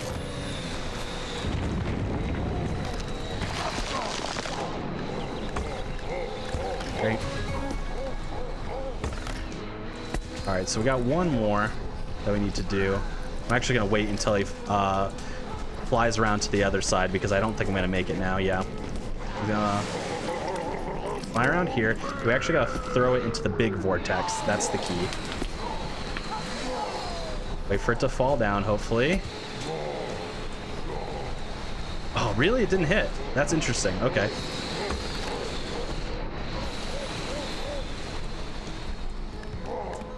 That's weird. I was waiting for it to fall back down and hit him, but it didn't hit. It actually didn't hit. Please hit. Oh, come on. Come on. One line. Grab it. All right. Where are you? Yeah, it's tricky. So you have to get it in that big vortex, but there's also tons of small vortexes lying around. Now, if you're lucky enough, one can actually just spawn and hit it regularly, which is great. But it doesn't happen so often, and it also can happen on... Oh, I think it just happened, actually. Yep. It certainly did just happen. One can just hit it organically on its own. There we go. Cool. Well, at least we got to showcase that. All right, come on up here so we can feed you your Matza Supreme.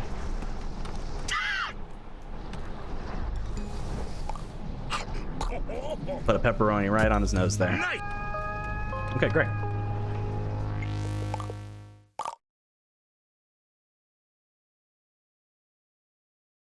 Oh, we're gonna exit. So that's the three of four for the legendary Bugsnax. So not too shabby. We're gonna run around Chandler here again, but we are gonna sleep in this bed because we need to catch one more Bugsnax in here while it's daytime. That's gonna be the Crystal Sweetie Fly, which lives right over here.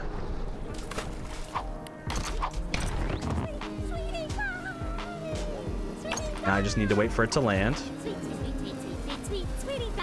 Yeah, because unfortunately, because Crystal Sweetie Flies are fast flyers, you can't just throw a trap up and hopefully catch it in the midair. It physically won't work. So you have to wait for them to sleep and land like this.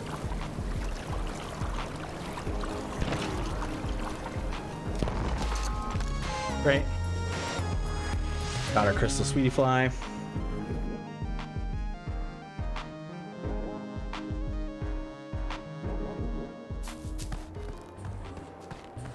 How's it going? I go. Oh, didn't mean to hit this cutscene now, but that's okay. Gotta hit it eventually. We're gonna donate it all. Great.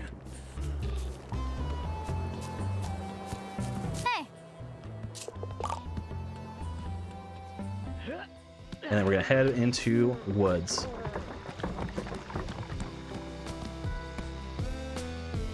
Very good. All right, so we have one last area that we have yet to actually dive into, which is just past the woods here. And normally it wants us to walk all the way around, but we don't got time for that. We're just gonna hop on that snow pile and jump on up. I'm not driven. And then the last area we have yet to see, well, there's one other area at least of note, but we won't see it until we get to the end game. But the last like public area, I should say, is right here. Come on. All right, so we're gonna grab some peanut butter because that's gonna be useful for us. And we need to catch this Mount Sodi. We're gonna throw it down there. All right, now we're going to real quick. We're actually gonna put it on this side and aim there. And we're gonna get the attention of the Scoopy Banoopy, which is like a giant banana split.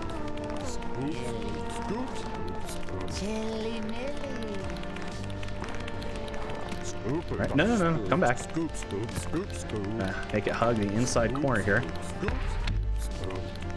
Right. No, I forgot that this. Oh darn! I messed something up. That's fine. I forgot that this this cutscene triggers automatically. I thought I was able to do it while talking.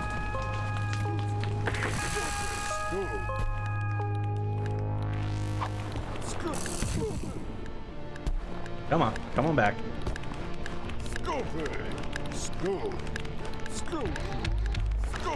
Nope, it's over.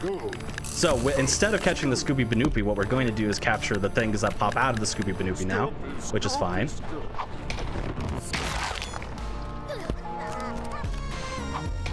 Where's the Banoppers? Where'd they go? Hey, I see the... Okay, that's fine. We'll get the Banoppers later. We have to break one apart anyway, so this doesn't waste time. It just like it just like spreads the time in a different direction, because now instead of usually what I do is I'll get the Scooby Banoopy here first, and then I'll get the pieces and another instance. But what I'm gonna do instead is I'll get the pieces now, and I'll get the Scooby Banoopy in another instance. Not a big deal. Just need it to fly up. Just hit that little trick rope there. No, but we need the only thing that it's a little bit RNG is because we need. There we go. We need the Banopper to cooperate as well, but that's okay. All right. So here's a trick that I was attempting to. I'm gonna attempt to do. I've only ever done once before. So there are some other frozen Bugsnax in these areas here. You can actually see them a little bit through the ice. So for example, you could see one in there. You know, if you needed to like capture them for some reason. So right now, so there's the one of them that I'm going to utilize. Trying to see if there's one in here. I don't think so. So we'll come back. We'll do it regardless. Want to make sure. But I think if we shove a trap here. I don't see it in there though. So there usually is a praying Picantis in here somewhere, but I don't see it right now. So I'm gonna just assume it's not here for some reason, which is fine. That's fine. We can adapt later. So we need to get this Agler first anyway, which works similarly to the Pinkle, if you saw that before. I'm in a weird glitch where I tried to utilize a tool while at the same time my net came out.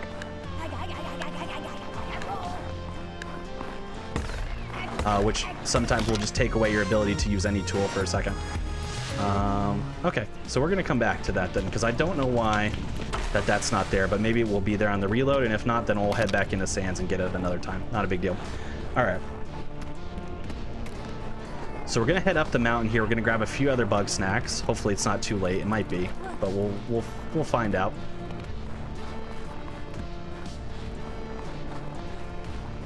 Yeah, it's too late. That's fine. We'll then go up to the summit, sleep again. So you have to be a little bit quick here. Here, I'll grab this. Never mind. You know what? I'll just do it all at once later.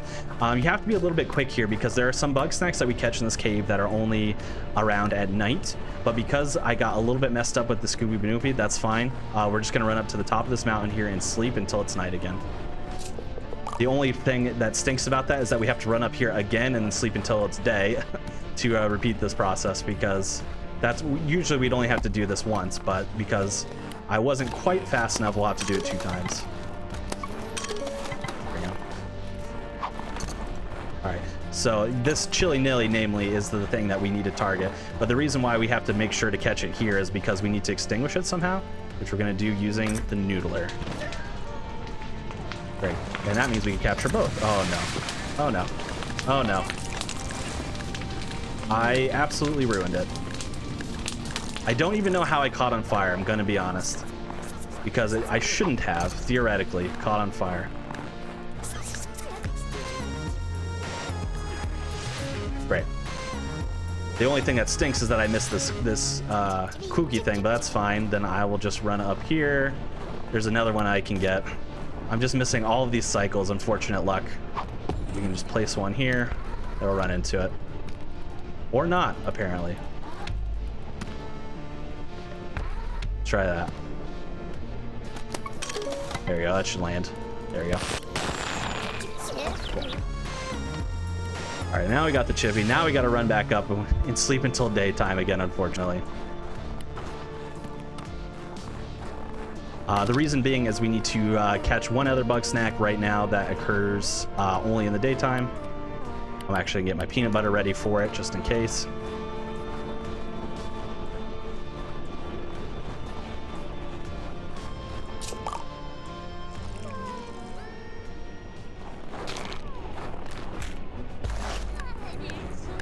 Right. There we go, Flutter Jam. You just have to hit it with some peanut butter to get rid of it there. And then we're gonna jump all the way down here, talk to our friend Eggabell. Come on. Ah! Well, there's some. I've almost. Oh my. Sound good?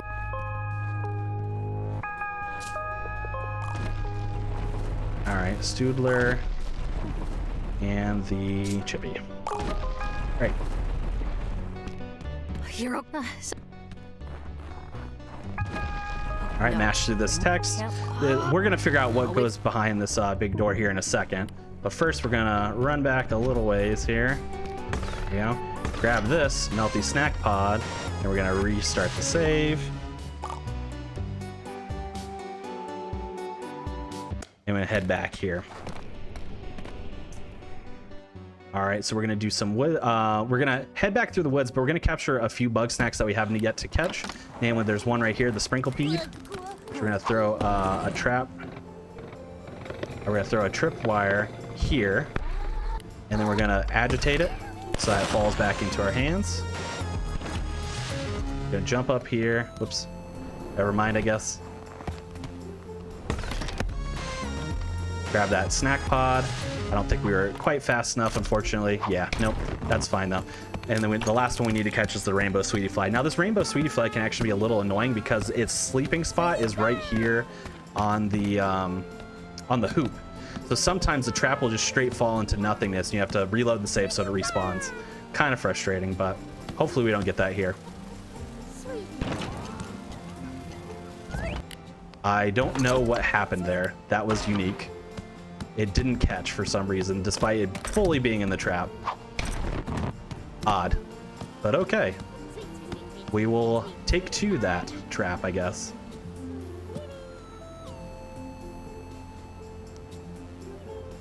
One more time.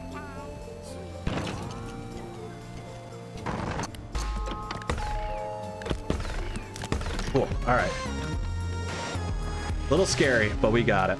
All right, and then the last thing we're actually gonna do is there is one more clue in this area that we need to grab, but we wait until specifically now so we can grab it here, grab the clue, and then we actually can fall to our death here, and then when it spawns us back at this door, which is great because that saves us a lot of walking time.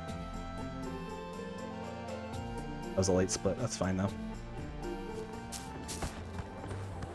All right, we can go talk to our friend Beffica. How's it going? What's that? Hey, I never got. If. We're gonna talk to our friend Philbo.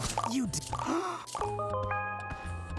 That was our quest anyways. We had to get to Philbo, and then it actually warps us all the way back to Peak, which is nice.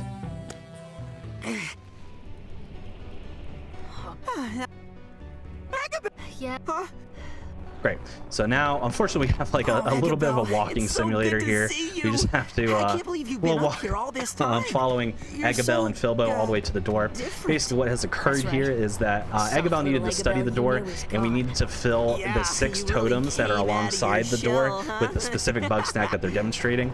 Basically, how that worked is I took 3 and Eggabell took 3, so I captured them really quick and then deposited them.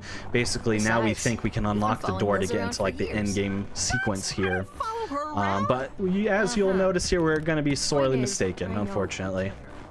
And since I need 3 grumps, it might as well be one of them. In here.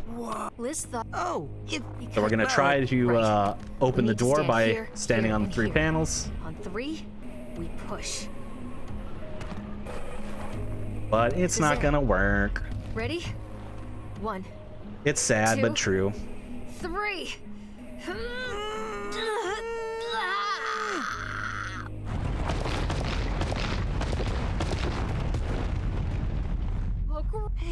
No. Eggabell. Yes. I was fear. Okay, so we mashed through this text, and we're actually going to reload the checkpoint right after we can, like as soon as we can. And then, thank you. All right, so waiting for the autosave. Great. Or else we'd have to do all that again, which we do not want to do. Definitely not. And the reason being is, so one, we're closer to the entrance already, but two, it gets us closer to a few things that we need to clean up still. Namely, we need to get the Scoopy Banoopy, and we need to get the one more fascinating bug snack that I really like. But we will cross that bridge when we get to it. Great. So we can't capture it as is because, excuse me.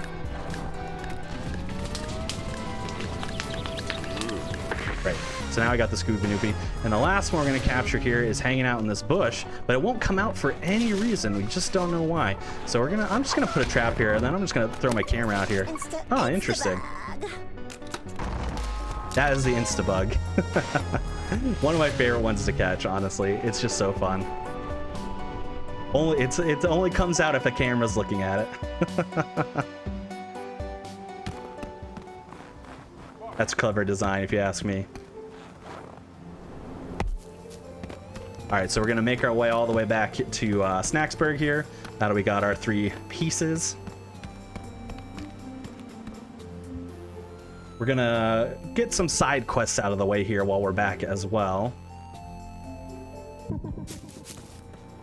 We're gonna jump up here. We're gonna sleep until midnight because we have a quest where we need to figure out what Chandler does at midnight.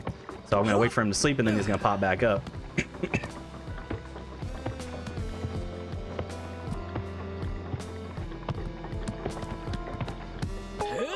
I got you checking out. And we're gonna sleep till 5 p.m. this time.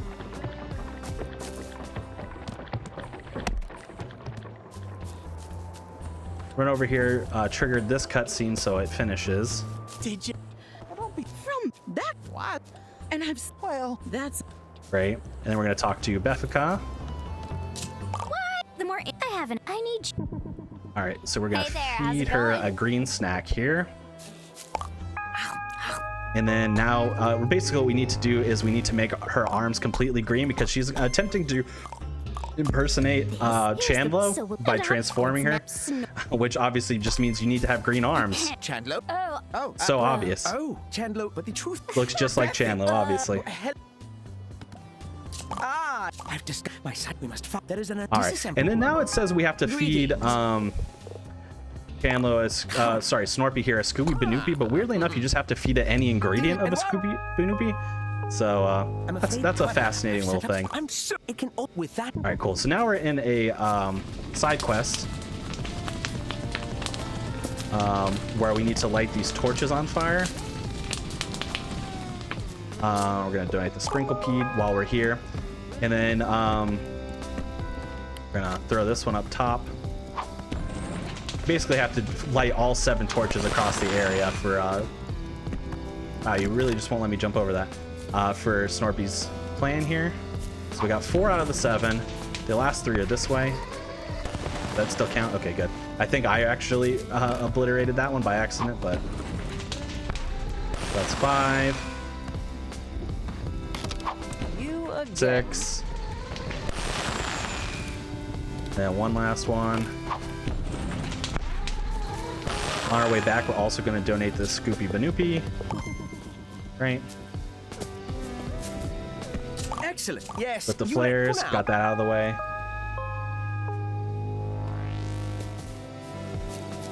I'm afraid, but the good, the bad, be on your. Okay. Talk to you, Snorpy again, as well. And then I'm gonna actually just donate a few things here while I'm thinking about it.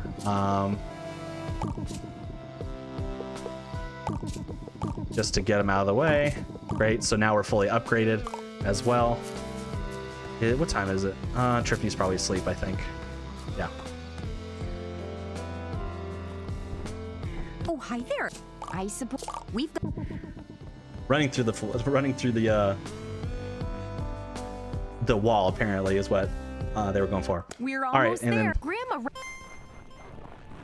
You're almost we are going to be doing our fourth and final Though you may need help lighting them. fight of a legendary Bugsnax, which occurs right here. The reason why we do it this way, we're actually accomplishing 2 quests at once, but we have to wait for Triffany to run all the way up, which is just a really long wait, which we don't want to do. But for now, we're going to be introduced to our fourth and final. Did I get one? Yeah, I got one. Okay, so this is Daddy Cake Legs.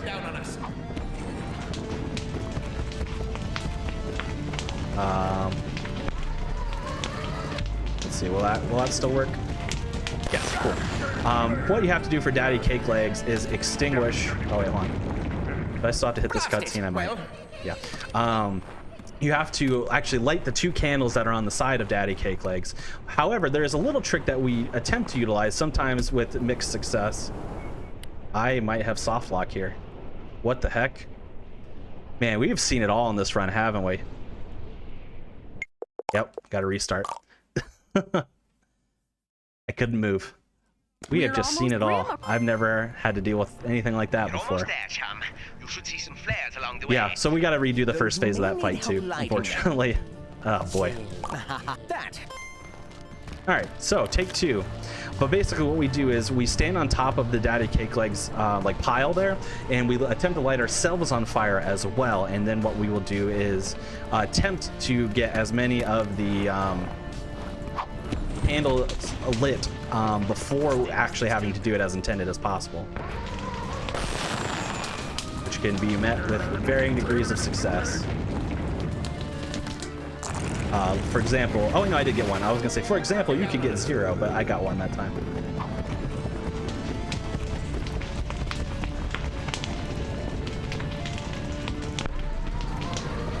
There we go.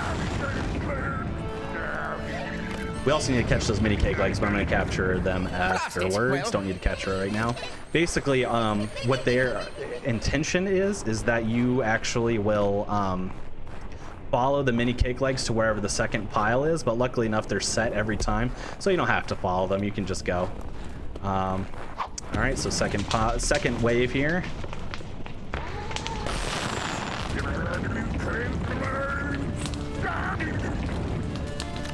Did I get both or just one? Just one. Okay. No, that's not where I want it. Oh boy.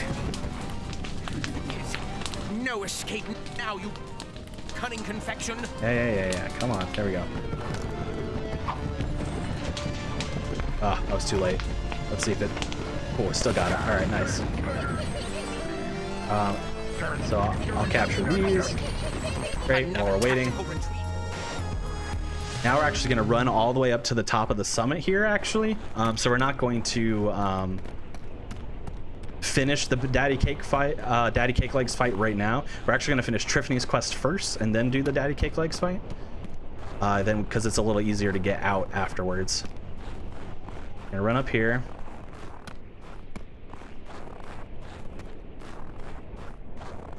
You have to run all the way up to the top of the summit, unfortunately.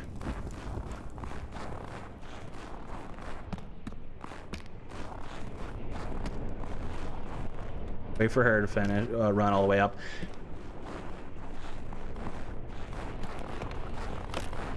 Come on. Keep going. Keep going. And then she's got to finish her quest here. This is and what's even lit if Great. So now we're going to jump down. I'm not going to jump all the way down because I'm going to see. There we go. I'm going to see if I can now do that trick here, and if not, that's fine. I'll just have to go to Sands one more time, but not a big deal.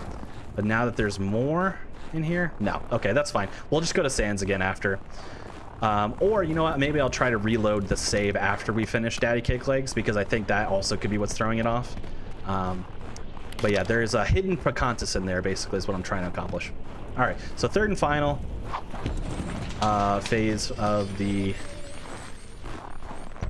Daddy Cake Legs fight here.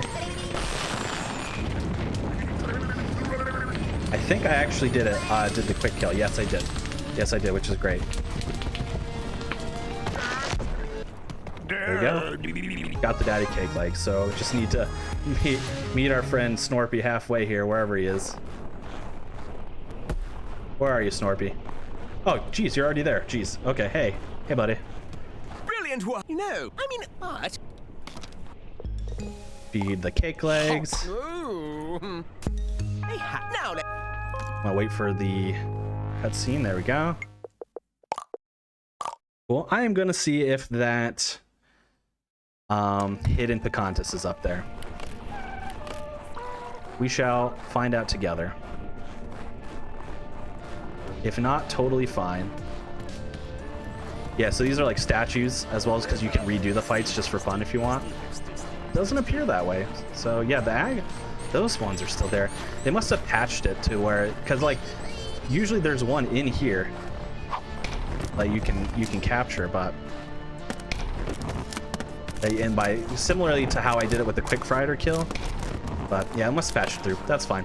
We're gonna just reload the save and we'll catch it the normal way.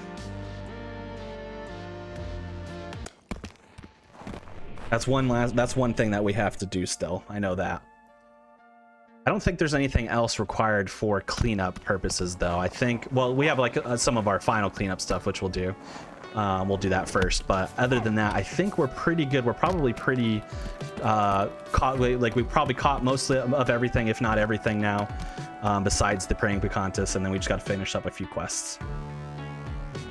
So I'll actually finish up the quests first and then catch the Picantis. Actually, you know what? No, I'm gonna catch the Picantis first, because that turning that in and donating that for a quest is actually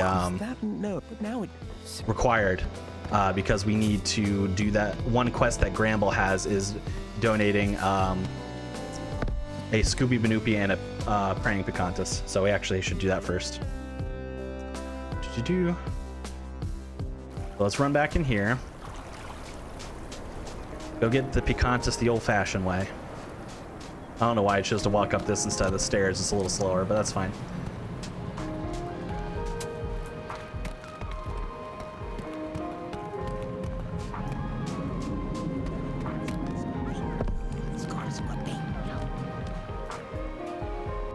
Alright, so now we're going to attempt to catch the Picantis the same way we did before, but hopefully succeeding this time.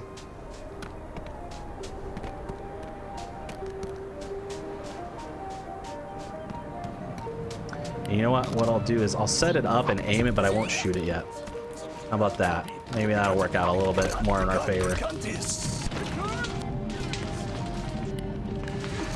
I don't know, this way. Come get me.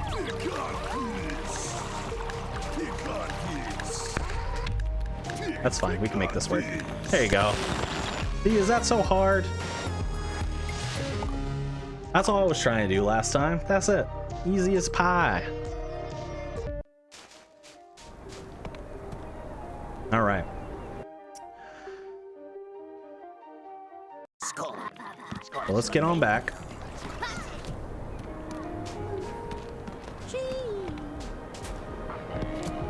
And then before we actually, so we're going to be going into our fourth and final party after we do like some quest turn-in and stuff like that. But before we do go into that party, we're actually going to check our inventory to make sure that we have completely got everything that we need besides the last few main quests. Because if we attempt to progress the story after this point and we hadn't caught everything, it will still make it so that some things will have been caught regardless of whether or not you actually caught them or not. So a little unfortunate there. What time is it? We're gonna sleep. Sleep so we get some daytime here. So it would be skewed. It would say you caught things that you didn't catch. So you have to make sure you do it before the party. Where's our friend Gramble here? Go talk to our friend Gramble, wherever he's at. Nope. Where are you, Gramble? Well, I'll talk to Sheldon since you're right here. What? Thanks. No. Well, but I ate. Finish that quest out. There's Gramble. Well. Talk Gramble, Sheldon. Another fine day. Oh, Bethko is one more that we should talk to, actually. Hi. And like every. Finish this quest out. And then since we're right here, we'll sleep until noon.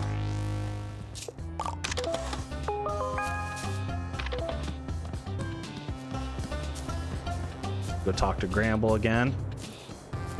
Wait. Finish this quest. But oh. Go talk to these two. Sorry. Oh, may I go ahead? I'll the a place, but you. All right, so let's do a final check here. So let's start with the Bugsnax. So 9 of 9, 13 of 13, 12 of 12, 15 of 15, 12 of 12, 15 of 15, 10 of 10, 14 of 14. We got all Bugsnax. Congrats. All right, interviews. We did all interviews. Side quests. We did all side quests. Very good. Now we just got to check our clues, which we have all of our clues. The way I know is that it's indented 2 to the side from the second to last row, and we have no keys. So basically the count you're looking for is 14 total clues. And that means we are good to finish the game. Wow, this... See, as you can see, it gives you a point of no return. All right, so final party, which is pretty fun. The goal is we have to get everybody to dance. I mean, who doesn't want to dance, right? So it should be pretty good. I understand. I have no idea where that cup went. I've never seen that before. You're saying So basically, so how you get Shelda to dance is that you throw the cup at the orb that's hanging above her. Yes! But for some reason, I don't even know where that cup went, so I'm just gonna grab another one. Actually, is that it there? Yeah, cool. There you go, now she'll dance. I'll grab that on the way back. We had to turn the radio to a specific song that will make Beffica dance. Filbo will dance no matter what.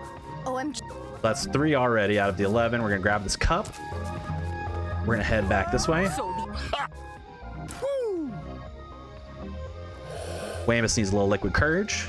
We're gonna run over this way. You might have noticed that I threw a cup over here, and that's on purpose.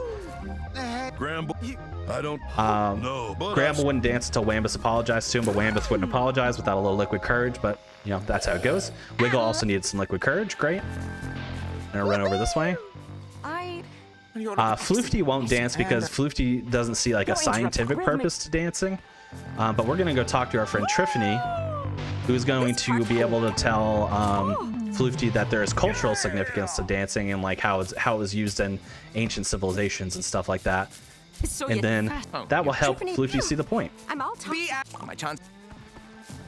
Crombo will dance once you have given out some drinks, so that's fine. And then these last two, so Chandler and Snorpy. Snorpy was worried about his relationship with Chandler. He didn't really know where he stood, like if they were dating or like how they saw each other. And then basically Chandler was like, yeah, we've been dating for years and I love you so much, blah, blah, blah. So it's, you know, a nice, wholesome, happy ending. And that gets them to both dance. Now that everybody's dancing, it's a party. We did it, buddy. We're all together again. Well, almost all of us. But you know what? A little bit of a cutscene here. Knowing Agabella's out there gives me hope that Lizbert is out there too. I mean, none of this would have been possible without you, buddy. I know you have to go back for your job eventually, but I'd sure miss you if you left. I like listening to Filbo talk. Well, but also the reason why I'm being a little quiet here is this. Our end is nigh. What? Shout out to my friend and fellow staff member, Completithon and No Glitches Allowed member, Steve TV Online, whose favorite character is Sheldon, always likes to throw out the quotes there. Our end is nigh, and then there's another one coming up right here in this little cutscene. Are you okay, buddy? All right, I know this looks bad, but ready, as starting. long as we keep calm, our doom approaches. Yep. So basically what has happened here story-wise is the island is starting to fall apart. Like there's earthquakes and there's you can't see it from here, but there's a volcano looking like it's about to explode and they don't really know why. We got to figure out what we need to do. So the Grumpuses are starting to develop a plan to get everyone off the island safely. But we're still worried because we still we have not found Lizbert yet throughout this whole time. Still haven't found her. So we're getting a little bit worried there because we still haven't found her. Come on, bro. So what's going to happen is you don't see Eggabell here right now, but Eggabell's about to come from over the bridge there and come talk to us.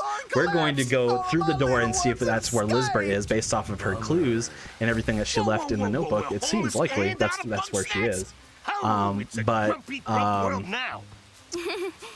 We'll have to just wait and see what actually happens once we go through the door. We're gonna get that while everyone else is getting ready to make our escape, basically. Hold on a moment while I retrieve my notes. Hey, don't give up yet. We may not have homes or snacks, but we have each other. I know it's pretty scary right now, but we can't fall apart every single time something bad happens. We have to stick together. Well, yeah, thank you everyone who's been watching and enjoying not only Completithon, but my run specifically. I really appreciate it. Like I keep saying, just play this game. It's awesome. Play it for what, you know, PS4, PS5, PC, whatever you want. Mr. Trouble But we're coming up very not too far away from the end. It feels like you might be a little far away from the end, but we're really not that far. And we gotta go right away. Yeah, we're also coming up on the end of Completithon as a whole. This is the second to last run. We got one more excellent run coming up with Bash playing Metroid Prime 2, I believe, if I'm not mistaken. And I'm very excited to watch that finale run and enjoy that with y'all. So yeah, I'm looking forward to the end of another excellent event put on by this hardworking team. So it's going to be a good time. This is also our last cutscene, by the way. Well, that's not necessarily true, but this is our last like party-long cutscene that we have to deal with. So. Sorry, Chandlo. Well, what are the rest of us supposed to do while y'all were gone? You prepare for the worst. What do we I'm need gonna right now? just zoom in on Cromdo's face for no reason. One, I want to know what's out it's kind of funny to see Cromdo with the pepperoni nose, but yeah, I don't know. I just feel like Cromdo's gonna do something. You know what I mean? I can't put my finger on it, but I feel like something's gonna happen soon. So we'll stay zoomed in on my friend Cromdo. Well, I have a few prototype traps that I could put to use. How about the more practical threats? You know, the earthquakes, the volcanoes, and what have It's ya. coming up. Simple. We find a way to get off the ground if the need arises. Well, none of that Here we go. matters if I starve Take a look. to death. We got my sauce. No way. Not gonna pal. eat Ain't any gonna sauce? chow down on Not that gonna eat nasty Wambus's plant sauce? goop. Oh, get splattered. You don't insult Wambus in a sauce like that. No more concerns? Great. Let's get to it then. Gramble, darling. All right, so now we got to make our way to that door. Like I said, we got to see if we can find Lisbeth. We got to get, we got to figure out what's the secret behind the island. We got to get out of here, We got to make it happen. All right, so we're going to head up this way. Hey, Eggabell. After we get Lisbeth, are you two gonna come back to town? Oh, I don't know. I'm starting to like sleeping on freezing. And then we got cold another rocks. mini walking simulator with our friends Philbo and Eggabell here. But we unfortunately, again, can't touch anything. But we're going to walking simulator again to the door here. Mountain. Still. Tall. Oh, do you But yeah, need a I'll say break? as well so we can move quickly after this run. If this seems like either this category or at least this game seems like a run that you would be interested in learning how to speedrun, we got all kinds of resources and a friendly team to help you out here. So you can come on by speedrun.com/bugsnax. You can get a link to our Discord there as well as a link to a few different guides as well. You can join our Discord, ask any question you'd like. We'd be more than welcome to help you out and give you whatever tips and tricks that you might need to get started. All these runs, even like the completion category here of 100%, all very accessible. So we're happy to assist with that. Turns out she We also have a speedrunning, Bugsnax speedrunning subreddit, r/Bugsnax speedrun, where you can post your clips, ask questions, whatever the case may be. Just come on by. We'll take care of that for you. Finally, we're able to get through the door here as well, now that Eggabell has some time to look into it. And then, oh no, we fell through. That's weird. Now we are in the Undersnacks.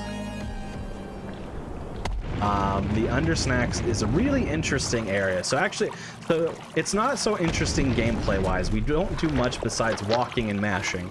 However, the reason why this area is interesting is when this game first came out,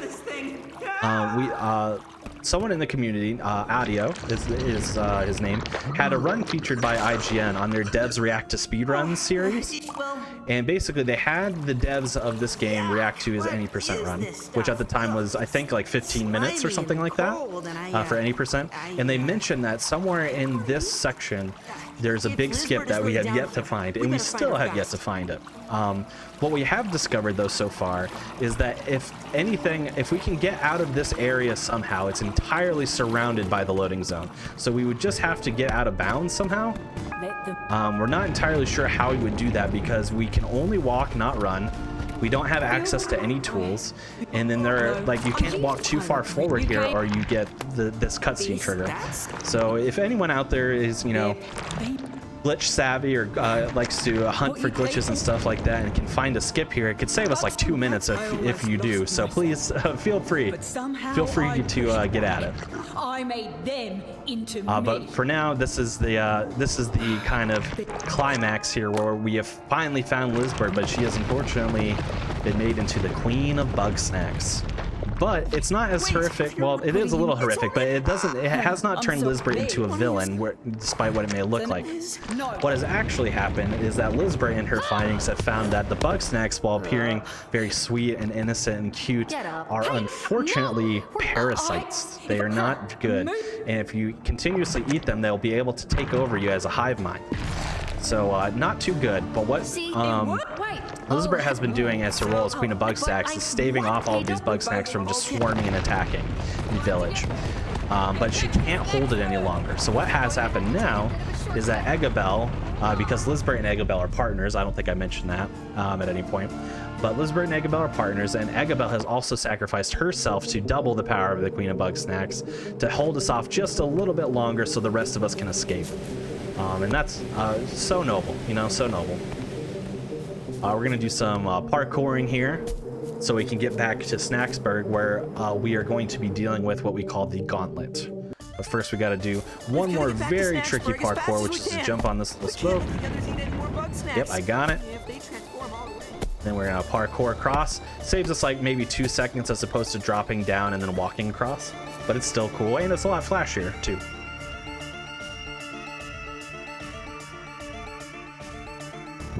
All right. So here we are in the gauntlet. So what the gauntlet is a series of challenges that utilize our tools that we've been using all game, but they're modified. Instead of being able to catch and secure Bugsnax, they're meant to destroy them instead. So for example, we got our default snack trap here, but it's no longer a snack trap, it is a snack chop.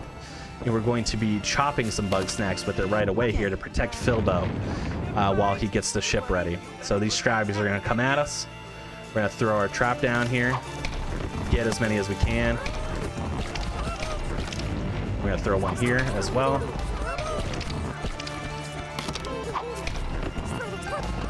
And we're actually gonna jump down here. Did I miss one? I don't see that I've missed one. This is odd. I have seen so many I've seen so many things that I have never seen before in this run. I can't even begin to tell you. It's like I did not see that a Scrabby had gotten away there, but apparently it had, and I don't know where it went. But so we just had to wait for the strap. Maybe it was stuck in some kind of geometry or something, and we just had to wait for it to explode on its own. That does happen in this second challenge, where our snack grappler is now a boxing glove, and we have to just punch some snacks here. You'll see here, not in this section here, but in this section. So basically we need to hit them towards here, but sometimes depending on where they break, they can get trapped in geometry there as well, but that one was okay. By design, what happens there is the door opens and you're supposed to hit them backwards, like towards Chandler and Snorpy here, but if we hit them towards Floofty and Shelda instead, then we can have some of the snacks eaten by them, which saves us a lot of time. If you're very, very precise, you can actually have them swallow the Picantis whole, which is rare, but it can happen. But that saves us the most optimal amount of time. Fine work, chum. This challenge is actually, there's nothing you can do to speed it up or slow it down, unfortunately. So Basically what we have to do is we have to use our tripwire as the Bugsnax are cascading down to hit them out. Actually wouldn't matter at all if we let them just completely cascade down and attack Chandler and Snorpy here. Wouldn't matter at all. The only in terms of speed, because they're set on a timer, they spawn at the same time regardless whether or not you've cleared the wave before or not. So as long like all of these 6 waves wouldn't matter. The only one that would matter is the last wave, because you want to kill that one as fast as possible to progress the to the next challenge. So what we're gonna do is we're gonna place that here. We're gonna throw that here, and then we're actually gonna attempt to wedge ourselves into some geometry here. Let's see how well we were able to do it. Pretty well. And that is because it puts us all automatically closer during a cutscene to the next challenge.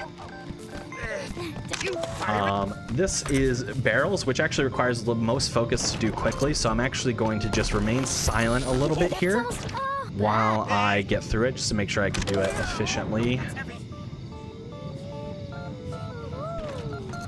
Okay, good so far.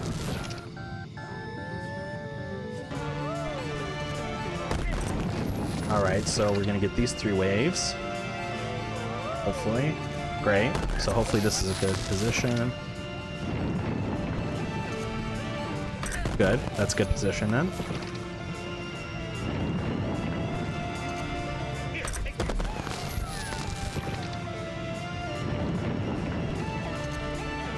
Good. Great positioning.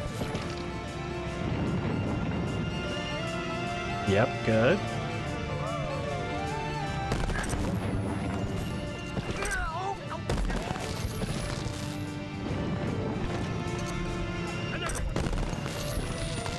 That might have been too early. Nope, it was perfect. Great. That was actually perfect barrels. That's as fast as you can do it. Basically, so it's actually not a hard challenge to complete, like casual or anything like that, because you can target each individual Bugsnax, so that's not the problem. But what we do is we place the barrels both precise in terms of time and location, so that we can kill entire waves with 1 barrel as opposed to 3 barrels. Obviously, that would save us time. The only wave we're not able to do that with is the final wave, which has 5 Bugsnax. So what we do is we kill the middle 3 first, and then we wait until the end 2 are close to each other, throw a second barrel so that the barrel kills the both of them. That's literally as fast as you can do it. I'm happy that I was able to showcase that as designed, at least. As a lot has not gone as intended in this run, but it's still been really, really fun to showcase 100% for you guys. This, obviously, we're using our rolling ball here that has equipped with spikes to just roll over some Bugsnax here. Pretty self-explanatory. The spawns are consistent, so I know exactly where they're going to spawn. 2 more waves here.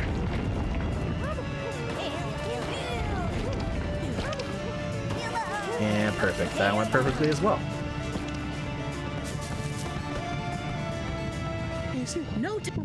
Great, and we have one last challenge that usually is just perfectly fine. There's like nothing that goes on with it, and that is this challenge with Wambus and Triffany here. Basically, we use special sauce, which is a sauce that is not available in the game at all. And these Bugsnax really love special sauce to the point that they don't just charge for it, they charge so far that they run into each other and explode each other. So usually there's nothing that can go wrong here as long as you place the sauce in the correct location, which is pretty simple. Again, the spawns are consistent across, so like for example, that's the best spot to put that because, you know, meet in the middle. Right. The only thing that can go a little bit wrong here is that sometimes Bugsnax will get trapped in each other. Like, okay, no, I was gonna say like that, but then it didn't happen, thank God. They'll just like kind of like phase into each other, for lack of a better term, and then they can't be exploded.